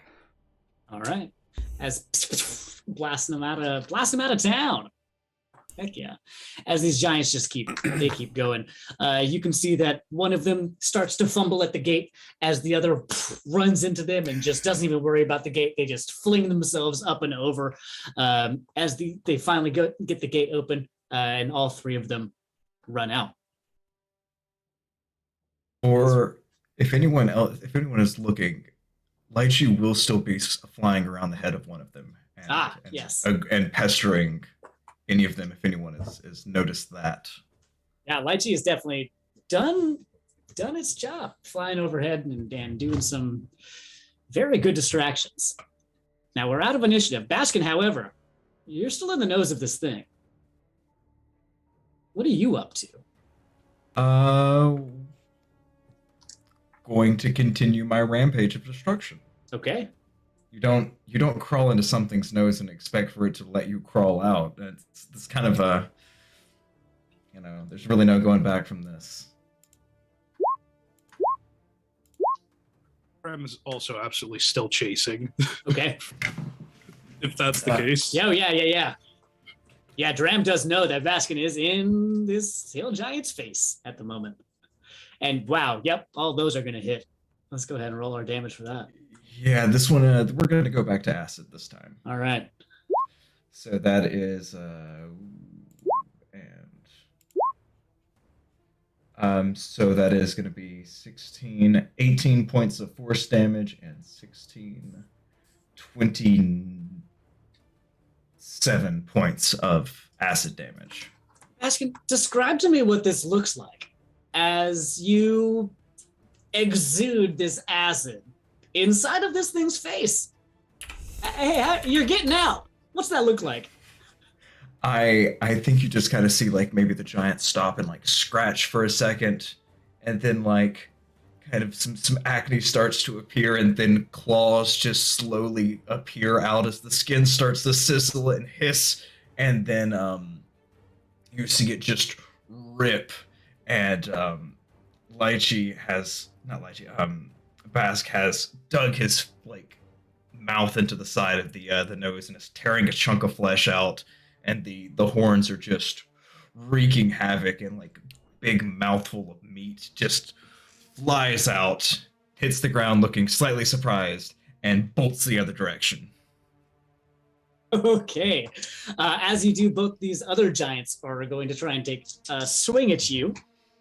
And they are. Both of them are going to hit, actually, as they are going to, with their great clubs. One is going to hit you for 12 bludgeoning damage, and one is going to hit you for 10 bludgeoning damage. As they both bonk, battering ram you with their reaction attack.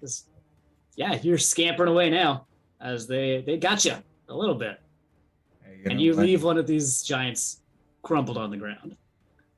Great. Yeah, I'll take those hits and I'll move my 45 feet away. All right. As you catch up with Dram, who you check in, he's chasing after you. Oh, hi, we do not need to go that way anymore. We are done with him now. And I think Baskin is just covered in viscera and burned nose hairs, probably some snot. Let's be honest, they probably don't take a lot of care of that. It's not a good sight. You ever been threatened by a booger? It's like that. A very angry booger. Bask, the angriest booger. He looks like Pizza the Hut. Oh no! Oh, jeez. Oh my god, yeah. Well, Drab seeing Baskin covered in a giant mucus, and also seeing him have taken two huge swings, will slowly reach out, put a hand, and cast Cure Wounds. It's second level, right? From you are more than a mile away from the Sunstone at this point. So never mind that. Yeah, so all of those would be gone by now. Okay.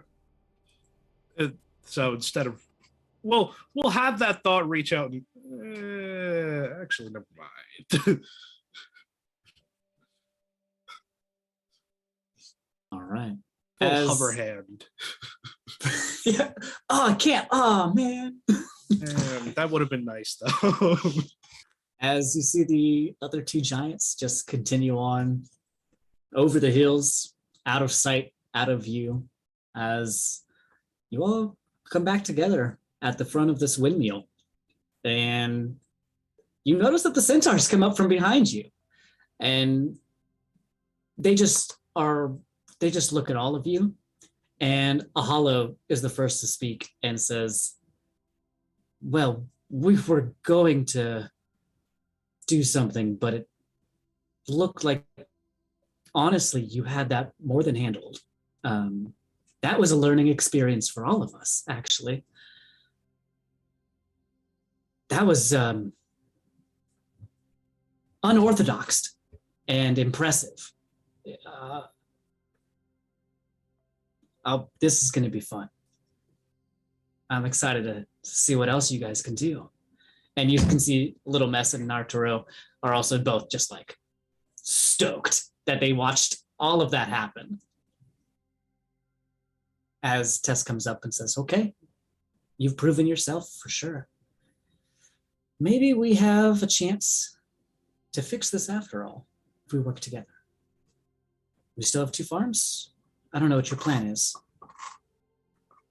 We should probably take a rest here. If you're wanting to, we can move through the night though, if you'd like. But it does get a little bit more dangerous. Either way. While they're... Oh, sorry. Go ahead.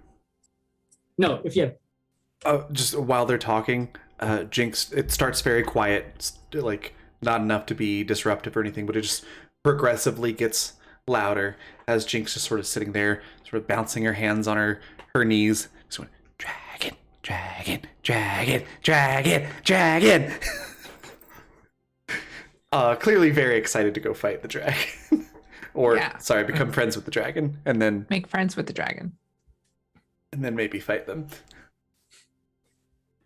Well, But maybe we should rest first. I mean, Bask looks kind of rough and you really stink. Here, I can help with that. And I'm going to pull, using my Selkie ability to create water, 10 gallons of water out of my Selkie skin and just drop it on Bask's skin. yes. Seawater. That's great. There. You don't It's smell so bad nice. anymore. There's muffled protest as Bask will finally, now that things have stopped, take out a very now wet bag and will the mouth of flesh, which is going to be the meal of a parasite. We'll kind of write that on the label and go, Thank you, but I really feel like a bath would have been better. That was really cold. That's but- the best Like, kind of water. I feel like I'm dying. Like everyone is talking really fast now. Why do you all keep drinking so much?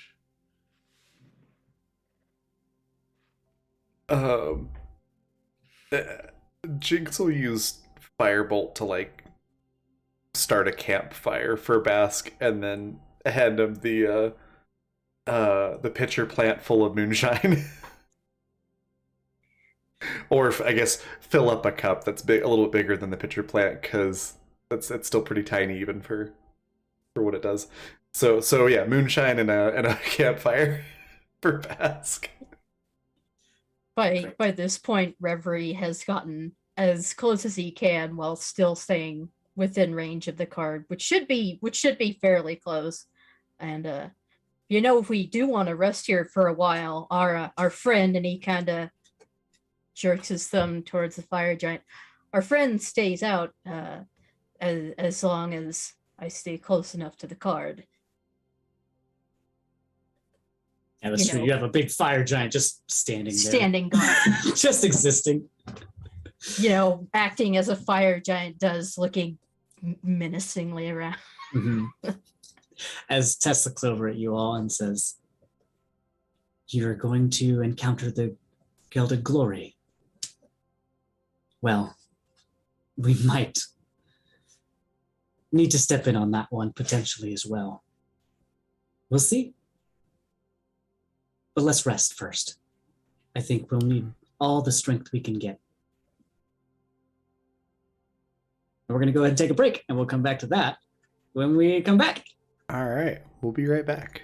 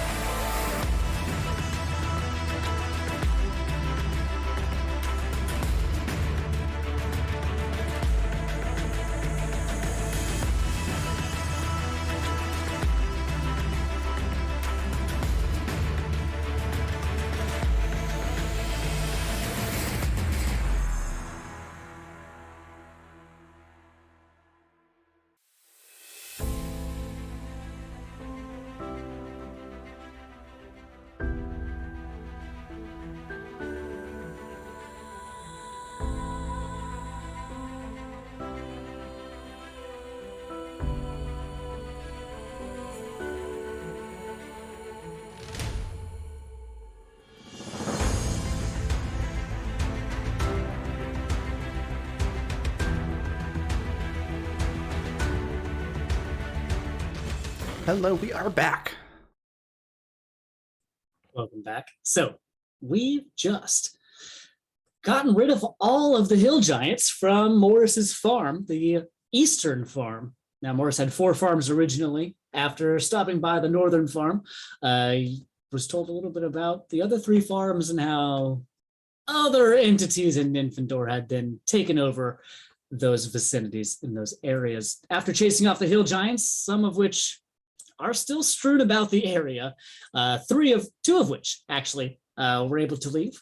The other 4 are still in your general vicinity, as the lot of you and your centaur companions are chilling right now, able to take a rest if you need one, at the eastern farm, which is where the apple orchard used to be. And you can see that the remnants of this does exist. Those trees still are around, but as you've been noticing, they are not. None of this area has been really taken care of. So much it's been used as a location for living, but not as a farm necessarily anymore. But all of you are still at the eastern farm at the moment. You still have your axe beaks. You still have your centaurs, companions with you. What would you like to do now?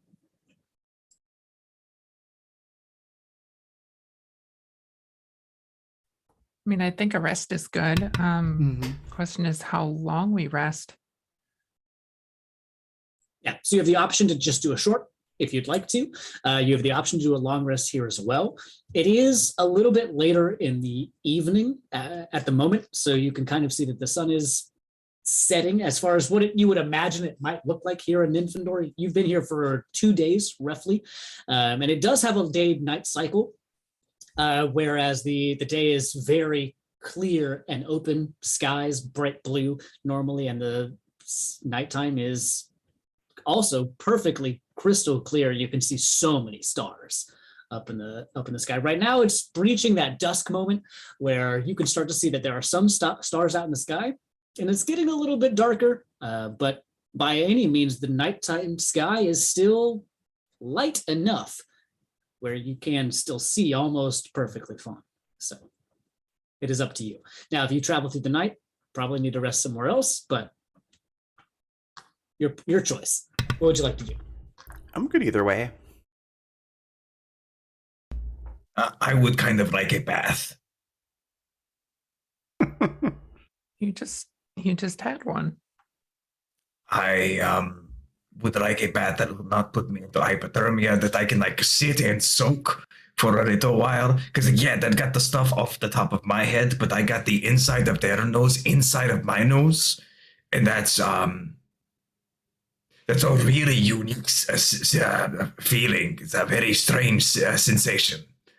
I am not sure if I would recommend it. Ask me in like 30 minutes when the shakies wear off. That makes sense. Well, you can probably get a bath here. Great. Then let's stay here for tonight. I wonder if there's food. All right, go ahead and make an investigation check as you look around for both bathwater and food. Bask is only looking for bathwater, not looking Okay, for food. It said perfect. it aloud to hope someone else would find that. All He's drinking his dinner at the moment. And whoever's doing whatever searching you got to do, you are at this farm, and who knows what's around, honestly. Bask, let's go ahead and make an investigation check. So 19. All right. Well, you find water for sure. Now, this water that you do find, there's not a clear flowing river at this point, but it looks like there is a well that has been dug out. So there, instead of being like you found at Morris's western or the northern farm rather, where their stream goes all the way through it and it's been irrigated all the way around and all these different crops, this is more of a ground hole that does go down fairly far, but there is a little well at the backside of the farm itself. It drops down about 60, 70 feet before there's any water down there, but there is clear, nice, fresh water that is down at the bottom of this well. Great. 60, 70 feet is a problem for people who don't have wings. That's true. There's also the Contaminate classic the bucket well. on the little rope that you can send that down if you'd like to. But however if you're diving in, you're diving in. I think let's just dive in. I think Basque will announce, I'm going to go for a swim in the well. If they don't come out like, tomorrow, I might be dead. If I scream like, fuck, help, there's something really nasty in here. Please, come help. And then we'll Okay. dive right in. As you jump into the well and you hit the cold, crisp water, not as cold as the seawater, mind you. It's really refreshing, and you have a nice little bath. What are the rest of you up to?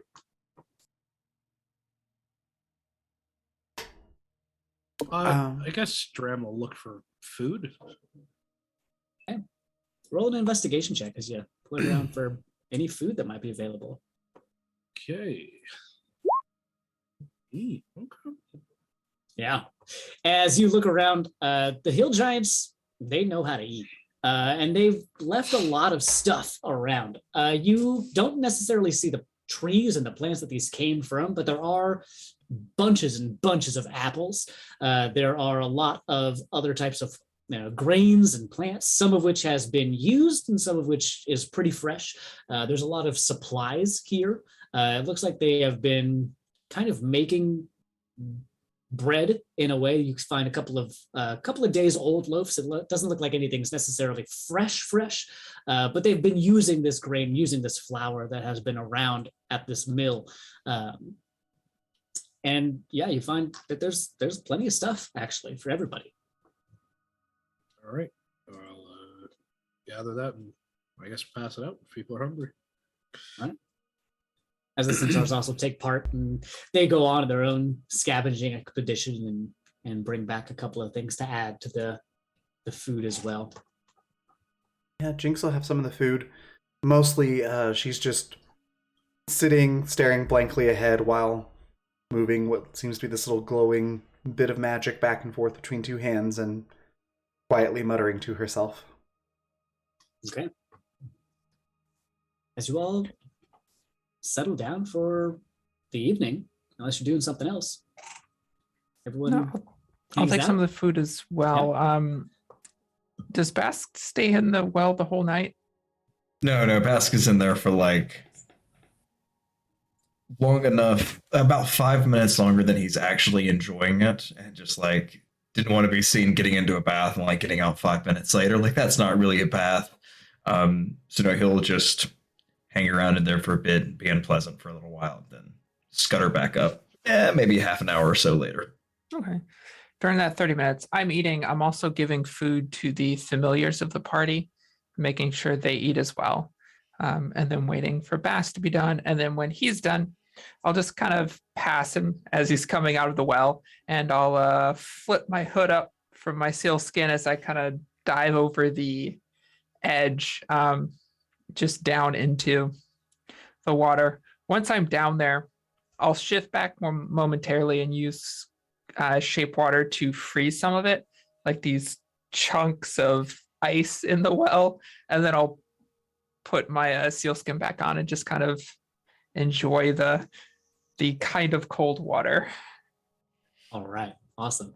It doesn't get as cold as the Fey Ocean, but you're making your way there. Absolutely. As you all, unless you're doing anything else in the evening, taking a little bit of a rest. There is a very brief thing that I would like to do. What was the young centaur's name? Little Mess. Little Mess. I think at some point Baskin would try to get Little Mess to come over and would have to stand on a chair or something to be as tall as the young centaur. And go, Come here, I want to show you a thing. Yeah. Whenever you are afraid of something and you think, oh no, I cannot get it, you always have to remember. And Bask will reach forward. Got your nose. Can I try? Like this? I mean, you gotta find someone else. No one knows. Ugh. Someone already got mine. It's very unfortunate. Someone took your nose. Yeah. Whoa. Cool. Yeah. And then Bask will scurry away. Oh, I hope you find it. Okay, bye. And then he gets called back over by Tess. As you see that, as you look over, they start to set up their own, not a separate, different fire, but they start to, well, Tess calls Little Mess over, and they have a little conversation as Little Mess starts to actually make his own fire. As he and this gigantic bonfire just pops up in front of him, and he starts just clapping for himself as Tess approvingly says, "Oh, great job, great work. We'll practice again later." As they all sit next to this big bonfire that has just appeared in front of Little Mess. Reverie kind of chuckles a little bit and then looks around to make sure nobody saw that. But he's gonna keep that card out for now, because I believe unless a creature saw a physical thing pass through the illusion, they also have to pass that DC investigation check. So Yeah. hopefully we have a fire giant guard for the night. At the moment, you absolutely At the do. moment, yes. Yes. All right. As you all eat whatever food you need to do and take a rest for the evening. Is anybody taking watch over the night, or are you letting your fire giant do what it's got to do? Jinx is keeping an eye out. Oh, always. Jinx, go ahead and make a perception check throughout the night. All right. I'll probably be up at some point with Jinx as well. Just Okay. helping out. A 7. All right. And throughout the night, it's a little bit tough actually to see past the fire giant, as it does give off a lot of light. And beyond that, it's just darkness. And you feel fairly safe. You don't see anything else out there. The entire night, really, as you're looking around, and maybe get distracted a couple of times, but the fire giant never goes anywhere, and the light of the fire giant also remains throughout the night. As really, you also are really get woken up, honestly, by some of this brightness that is there from this fire giant. But throughout the night, nothing seems to bother you. You are safe within the walls of this farm, and there is a large entity standing right outside, illusory or not. As you all wake to the morning air of Nymphador, it is cold, it is crisp, the sun is up, it's bright. It is an early, chill morning. Your axe beaks are very lively, and they are ready to get going. They've been, it looks like, wandering around in the place. Nobody really tied them up. So they've been in the walls, but just kind of meandering around doing what they got to do. Looks like they've been pecking at some food that's been left around. They're awake, all of them. The centaurs are awake when you get up. Those of you who were sleeping in the first place. But they wake up, as Jinx, you notice, the centaurs wake up really, really early, like before the sun actually starts shining again. They like to be awake and asleep when the stars are out. And they don't go to sleep until they're awake or until the stars are out. And then they wake up before the stars have gone away. So they are very much into that scope. So they are all awake and ready to go when you are all waking up in the morning. What'd you like to do now? You've successfully secured the Eastern Farm. The fire giant stays around for, I think, 8 hours. So about 2 hours into the, or about 6 hours into your long rest, about an hour before daybreak, the fire giant slowly vanishes into the sky. As when most of you wake up, the fire giant is gone. However, you're safe. It's morning. What do you want to do? I think that Bask is going to go and try to search the corpses of the frost giants, make sure that there's not anything on there. Maybe no badges or anything like that. Okay, go ahead and make an investigation check.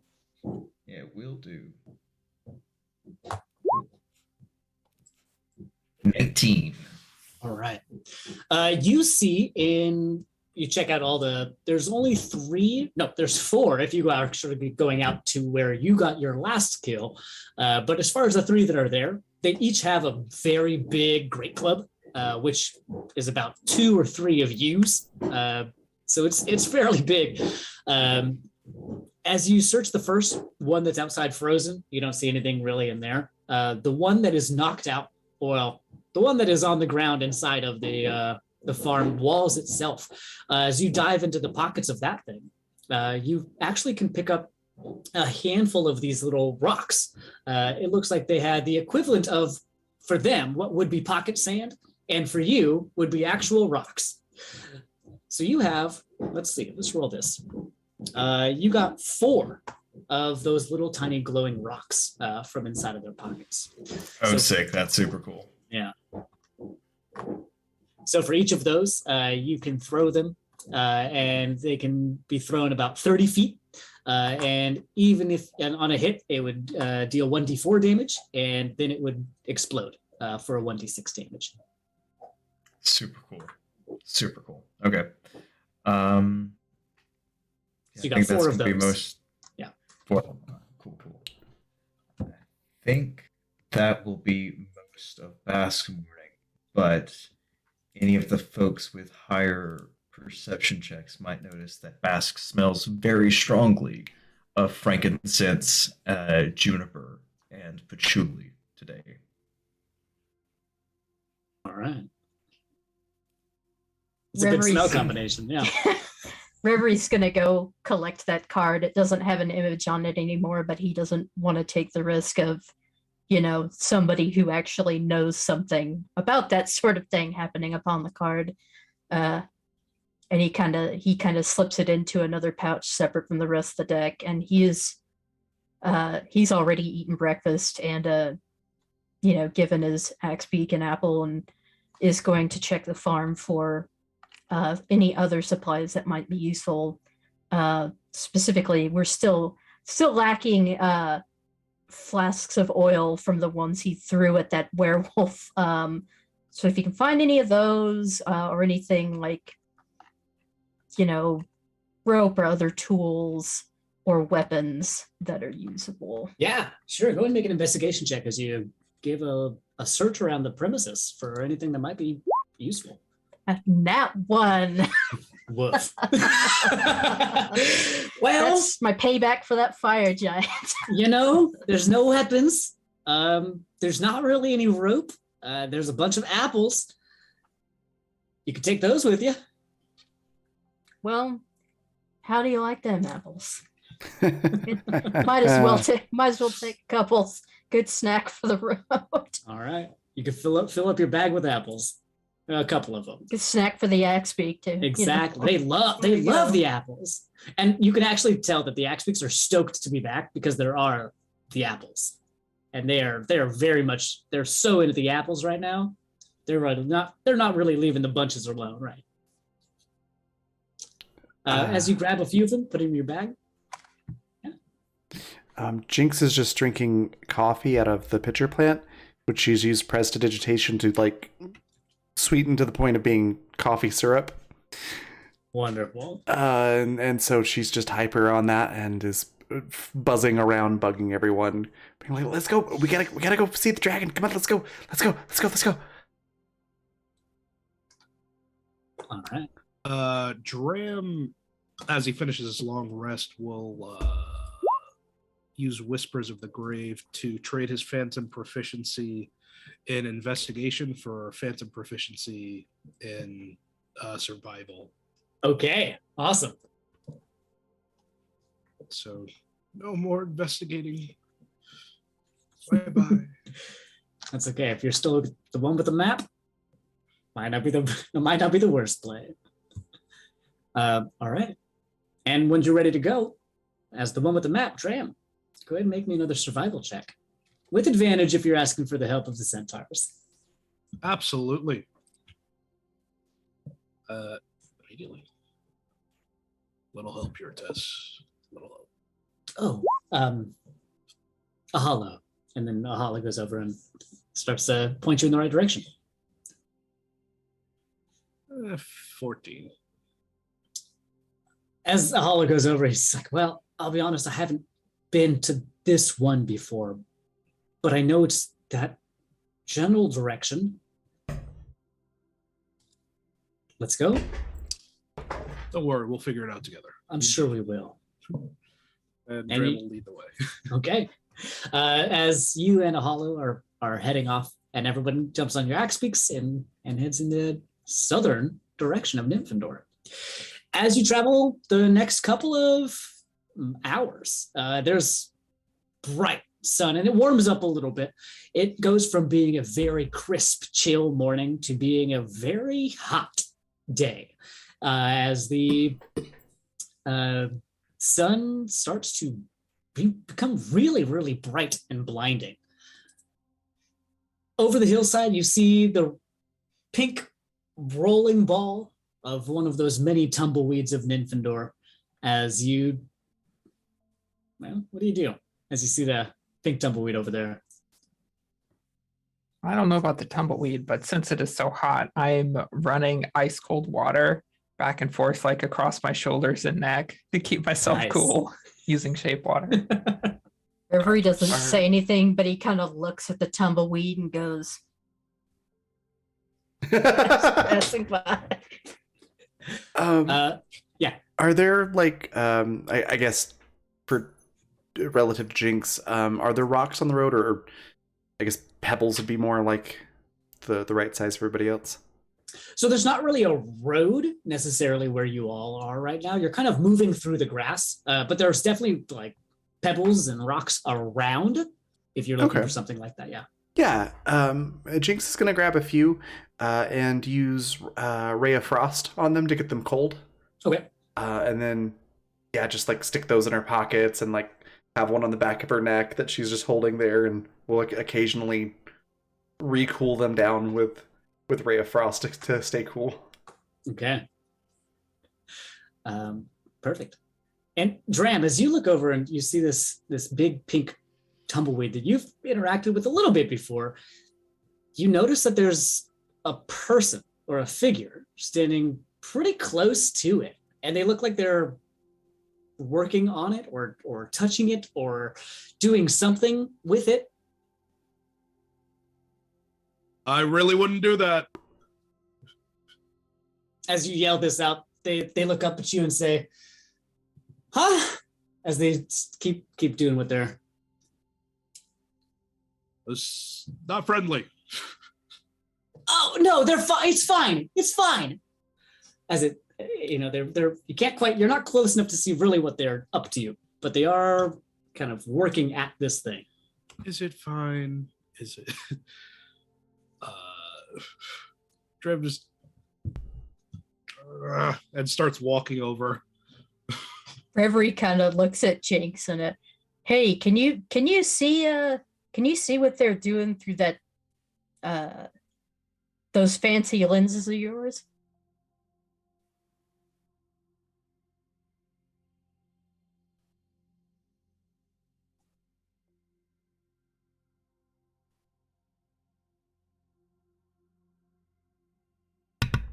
Sorry, I might have missed what you just said. What was that? And he kind of looks at Jinx and says, Can you tell what they're doing through those fancy lenses of yours?" And he kind of pantomimes holding up the sniper stick. Oh, okay. Yeah, I didn't hear the Jinx part, but I heard lenses, and then everybody got quiet and like, wait a minute, was that at me? Oops. No worries. You see where Jinx's ADHD comes from. I will try. Ironically, I'm terrible at perception. I have a 2 in perception, That's but I got a nat 20. So, Heyo. so Nice. what do I Perfect. see? Wonderful. So looking through your scope, you can see that this looks like a elf or a human, definitely a taller humanoid. They are wearing a really long kind of brownish cloak with a pretty wide brimmed hat and with this really dark curly hair that comes out of the back. And it looks like they have a rusty spade in their hand, And in the other hand, it looks like they have some sort of flask or vial. And it looks like they kind of have kneeled down and are digging into this pink tumbleweed that is very sticky. And you've dealt with a little bit before, but they don't really seem very perturbed by it. They look to be actively working with this thing. The tumbleweed doesn't look to be moving at all at the moment. It looks to be very just sitting perfectly still as this figure is digging into it. You can't really tell what lineage this person is, but they got long curly black hair coming out the top of their brown hat with that rusty spade at the bottom. Okay. So yeah, Jinx has got the stick out and she's like flipping different lenses back and forth and sees all that and goes, yeah, it looks like somebody's like maybe they're getting the sticky stuff. They're harvesting it maybe. They're digging at it with a spade and they don't seem to be getting stuck or worried about getting stuck. Maybe they're making like a sticky trap or something. Maybe if they know how to avoid those things or make them so they don't attack, that could be really useful information. That could be.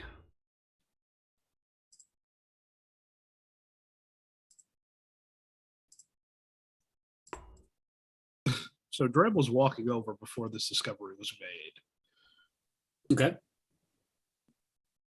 So is he just Yeah, I mean, yeah, as you get closer, if you're trying to warn them about this tumbleweed, yeah, you get closer and as you get a little bit closer, you can also see that this is somebody who looks like they are actively working on this thing. It looks to be that they are kind of digging into the center of this tumbleweed. From the base, as you get a little bit closer, they've dug out part of this thing, and they're currently scooping some into their vial. what are you doing? As they look up, they say, I'm saving this for later. What are you doing? I don't recognize you around here. Who are you?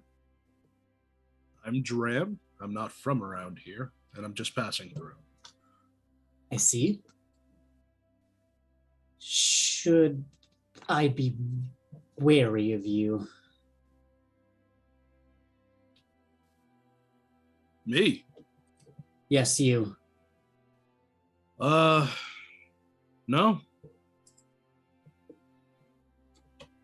Okay. All right. Well, nice to see you, stranger. You as well. Don't mess with weird pink things. Well, I actually will continue to mess with this weird pink thing because to me it's not that weird and I know what I'm doing. But I appreciate your concern. The name's Xanaphia. And welcome, I guess. You're with them. And she points over at the centaurs. Yeah. Okay. Well, have fun with whatever it is that you're doing. Oh, just a few good deeds. They always say that, don't they? And she goes back to digging in the tumbleweed. All right. And Treb turns around and starts walking away. Okay. Nice to see you. Nah, she doesn't really respond to you. She's busy. Okay, let's just, I don't know, leave that alone. Wait, as she yells out to you. Where are you going?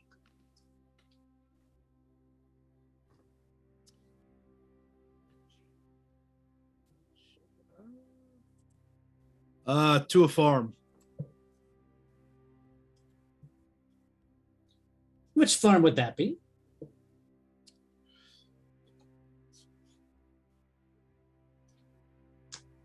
There's a farm to the south. Hmm. And who are you going to see there?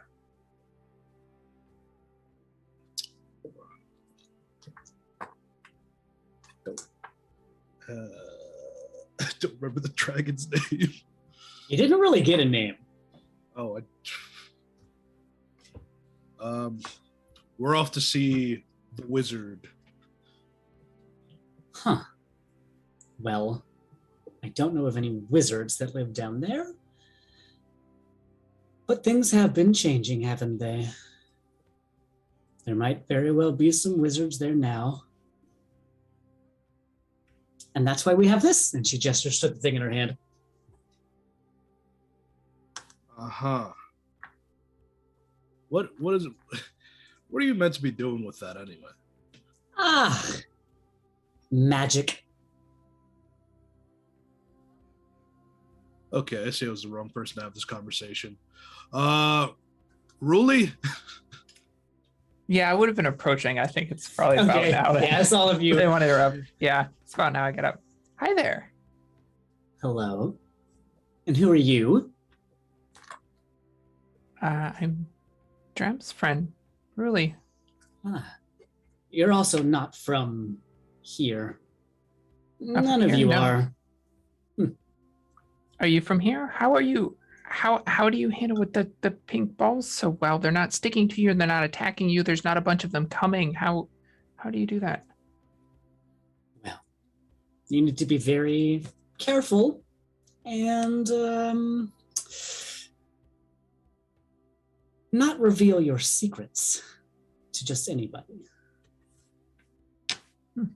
Years of practice, if I'm going to be honest, but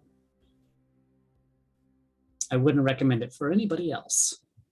I, however, can get what I need from them.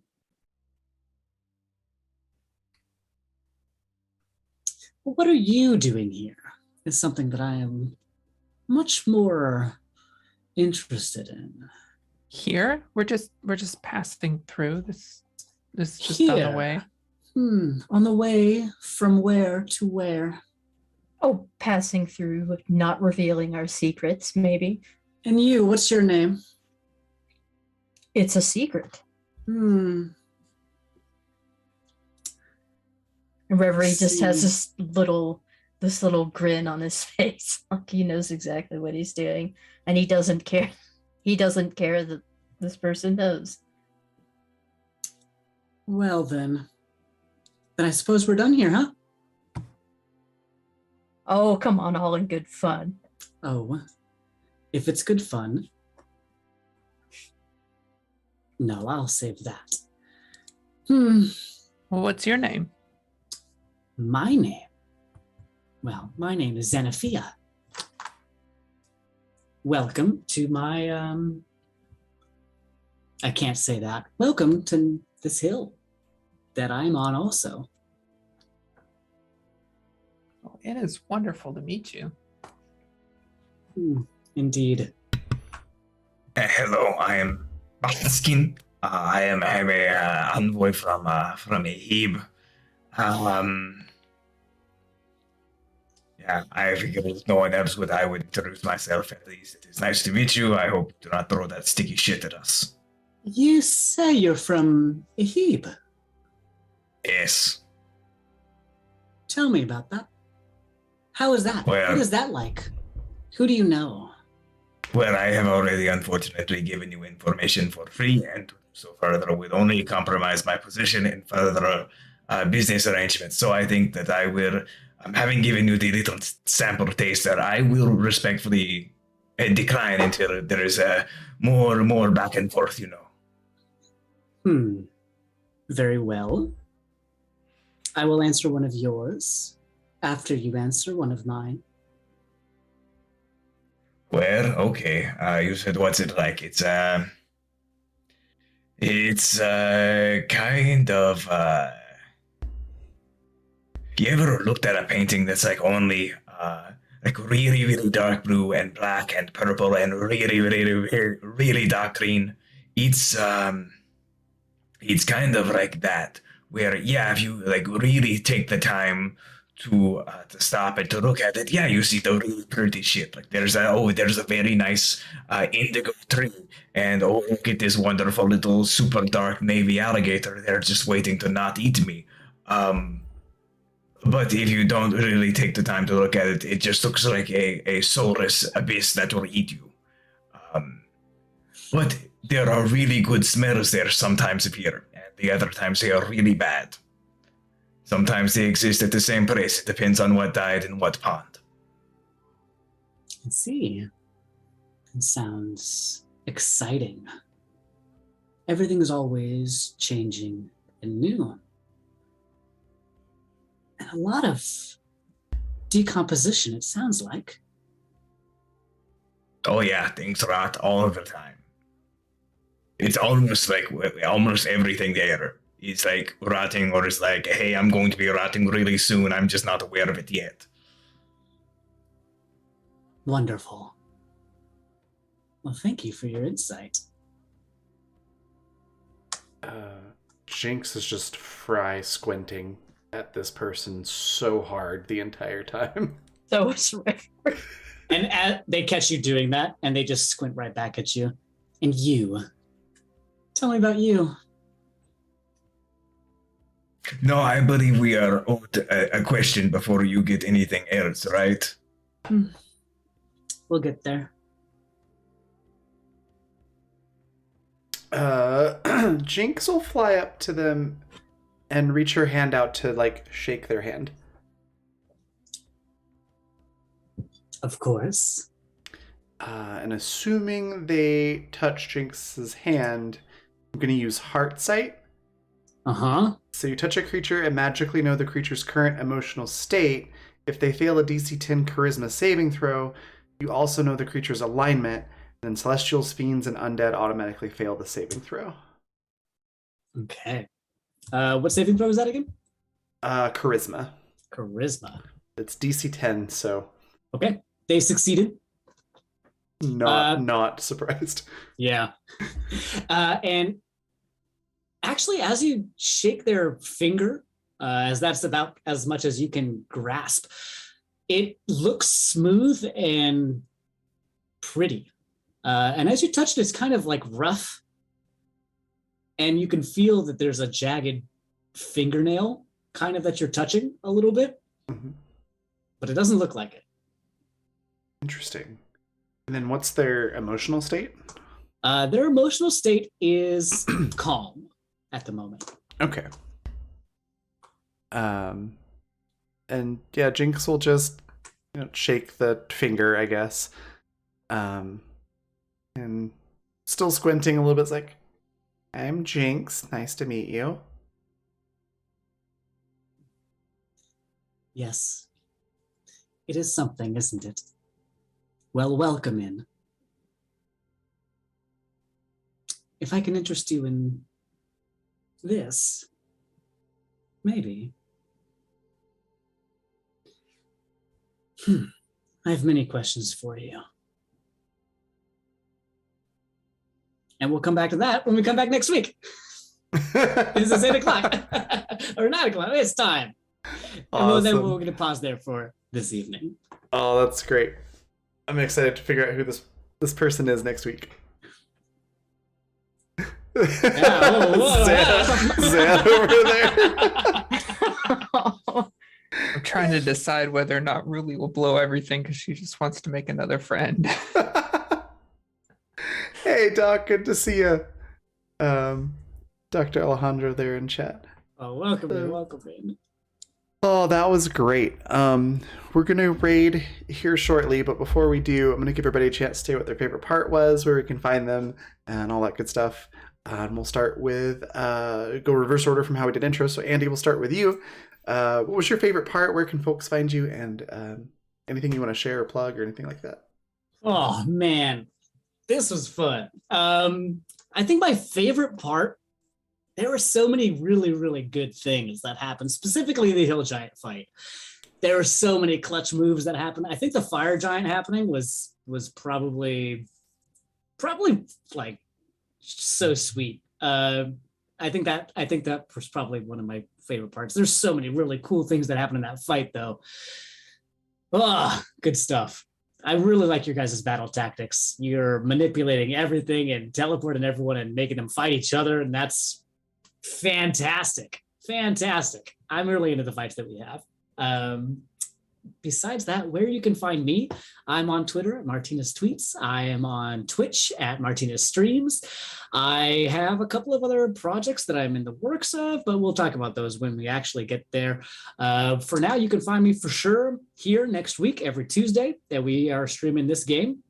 And we'll also be streaming more Pokemon on Wednesdays. I think we're going to do some sort of office hours or maybe some lessons in science on Thursdays on my channel. As long as I can figure out that timeline for myself, I think that's a plan that I'm going to try and get to in the next couple of, hopefully this week actually, but we'll see on the timeline on that one. Besides that, definitely here next Tuesday. Maybe some one-shots on my channel, but we'll see what ends up happening. If I can find people for those, great. And if we can't, we'll keep looking until we find them. And I'll talk to you about that when we have those. But besides that, that's really all for me. You'll find me for sure here next week. Awesome. Tuesday. Yeah. Awesome. And then Anna, favorite part, where can folks find you? Anything you want to share or plug? Oh, hey, that's me. I mean, favorite part has to be the combat, and I'm not really sure which part of the combat, just the chaos in general, and the fact that we cannot just fight a straight up fight. It's true. We have thrown things in lava, we've thrown them off of floating islands, we've crawled inside of things' noses, made them fight each other. There is nothing we do head on, and I love it.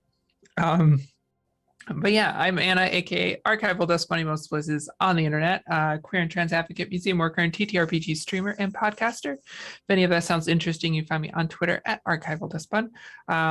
As far as where to find me when I'm not here on Monday nights, you can find me on Guild of the Phoenix playing our brand new Parslings campaign that just started last night. That's every Monday for the next 6 weeks. This is a sponsored campaign celebrating the new crowdfunding of the Nominal City guidebook, the new expansion coming out for Parslings. It's a really cool word-based magic system. It's a lot of fun doing a murder mystery. Check that out on Guild of the Phoenix and every Monday. Just announced I'll be playing Masks over on Thorny Dryad's channel. It's a monthly game starting May 1st. Really great cast. We've already played an unrecorded session, and it's the characters are so great. It is worth checking out, and it's only once a month, so it's so easy to catch up on. Also have games coming up of Ryutama and Haunted West that have not been officially announced yet, so I'll just kind of hint at them there. Watch my Twitter for those. And then, of course, or before we get to that, I'll be on TPK Roleplay with the TPK Coven playing Basic Witches the 24th, so coming up very soon. And then if sci-fi or podcasts are more your thing, you can find me on Response Team Omnicron, our Lancer actual play podcast, following a PR team who unexpectedly ends up on the front lines. So if you like roleplay focused characters, combat first narrative, mechs, just sci-fi feels in general, check that out anywhere you normally get your podcast. And we're on Patreon now, so check that out for bonus content as well. You can find us on Twitter for that at RT Omnicron. Best place to see where and when I'm streaming is on Twitter, so give me a follow there. Awesome. And then M, what was your favorite part? Where can folks find you? Anything you want to share or plug? Oh my gosh, yeah, the whole giant fight was just chaotic madness, and I love the entire thing. Yeah, I love that Bask absolutely 100% followed through with that. I want to go up a giant snow. And in my mind, at least, there was an oh yeah. Oh, that's great. Oh, that's really good. Because I'm terrible. But yeah, just that whole thing was absolute madness, and I'm not gonna lie, I am so happy I drew the card that I did, because I'm here like, watch me get like a single gnoll or a goblin or something. Be like, I am an all-powerful summoner, fear my goblin. Yeah, just the completely unorthodox fighting tactics with everybody has been so much fun. You can find me at Timbernoodles on Twitter. I'm a digital artist and I complain a lot. You can also find me um, on the Black Feather YouTube channel at 7 p.m. Central Time on Fridays for Welcome to Madison. It's a surreal horror TTRPG. I play uh, a NASA scientist who is very unhappy to be stuck with the surreal horror nonsense. And then I will be here again next week, and I'm sure everything will be fine. Totally fine. It might not be fine. Next, we've got Par. What was your favorite part? Where can folks find you? Anything you want to share or plug? Favorite part. Yeah, the whole fight pretty great.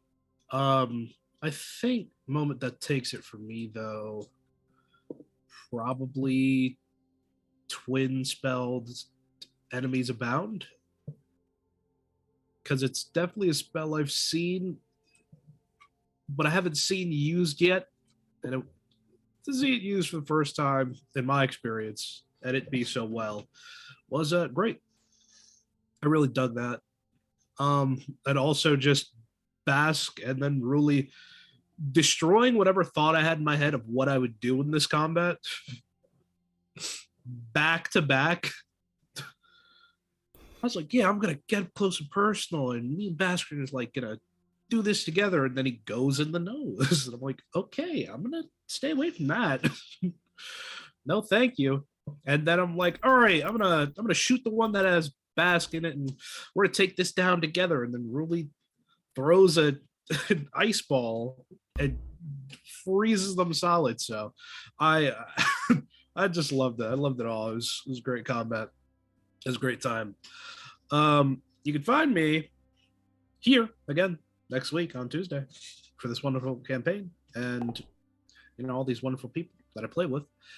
And I just plug my my Twitch, Mr. Par, and my Twitter at Par Professional.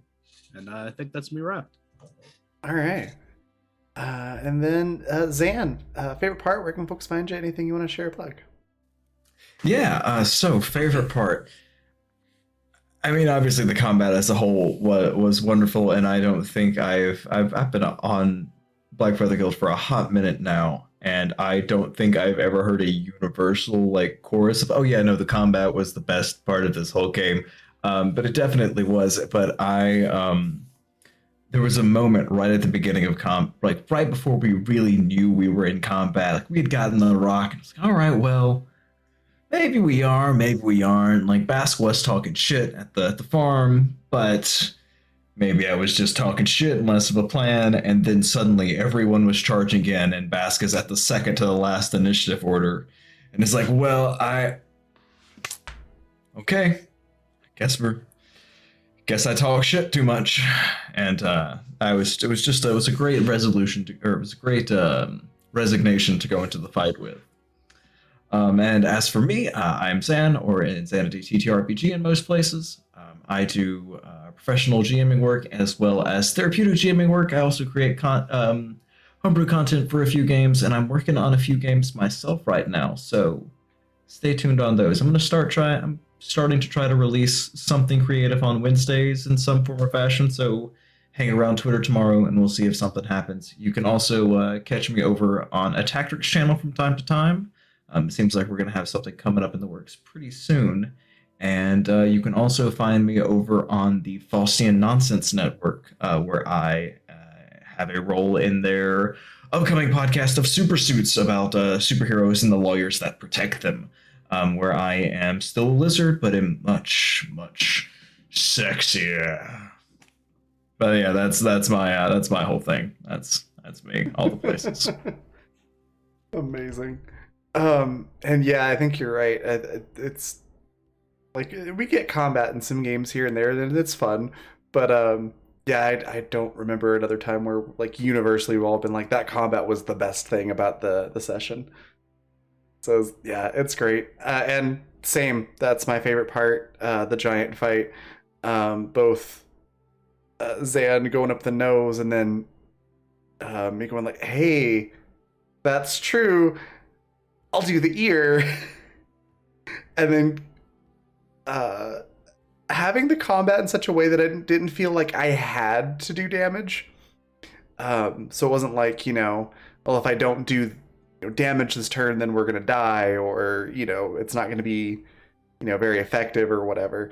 So not having that pressure so that I could do something silly like off-key Pachelbel's Cannon Indeed to try to make the thing surrender.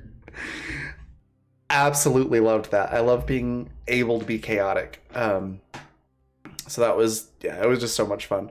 The whole session was also really great, and I'm really enjoying everybody's suspicion about this mystery person. I can't wait to find out what their deal is next week. But yeah, where you can find me next, let's see, today's Tuesday. So Friday, over on our YouTube channel, we'll have Avatar Before the Ice Melted. Fingers crossed we'll be able to play. We've had a series of illnesses, both mine and different members of the cast, that keep pushing back our next session. But fingers crossed, we're gonna have it this week. And then Friday, also on YouTube at 6 p.m. Mountain Time, we'll have Welcome to Madison, and then Saturday back here we'll have Animus, which will be great to get back into that. And then other things to share or plug. We've got our sponsors, which are Fundamental RPG and Die Hard Dice. Fundamental RPG looks like this. It's a simple D20 system, not tied to a genre. There's no world setting for it, so it's basically a tool set that you can use to play any style of game that you want, from high fantasy to sci-fi and everything in between. You can tell your own stories. It's very easy to just set it up with your own world and go, or adapt things like your favorite video game. You can adapt it to the system super easily and just roll with it. No pun intended. But you can pick up physical copies on Amazon. The PDF is available at coffee.com/Raven, like it's spelled at the bottom of the screen. Also there you can find a free quick play guide that you can download, so you can try it out before you buy it. Yeah, that's it for Fundamental RPG. Die Hard Dice you can find at dieharddice.com. They're incredible polymer and metal dice sets and accessories. I have, I'd say probably 98% of my dice bag is Die Hard Dice at this point. They're amazing. They are my favorite dice. These are some that they sent to me recently. The green screen filter's picking up some of it. But it is the Talisman Aventura set, and they look like Aventurine, but they're actually quite light and polymer. So they're very fun to roll, and it's kind of fun to feel the contrast of what you think it's going to feel like, because it looks like a rock, and it's actually just plastic. It's really cool. There's a link straight to those in chat. If you use the code FUNRPG, all one word, all caps, you can get 10% off of your order. And then other things to share or plug. The Children Champions of the Fae supplement. Not a sponsor, but it is a supplement that we've used for this campaign, which is really cool. So I want to make sure to give them a shout out. There's a link to it right there in chat. You can find it on DM's Guild. Jinx's ancestry and a lot of her heritage abilities and things like that came from that supplement, as well as a lot of the other things that you've seen in the show. So definitely check that out as well. And I think that is everything. We're gonna go raid Critical Misses. They are playing The Growing of the Dim, which sounds interesting. So yeah, go give them a follow if you're not doing so already. And then I will see you all on Friday over on YouTube. Bye, everybody.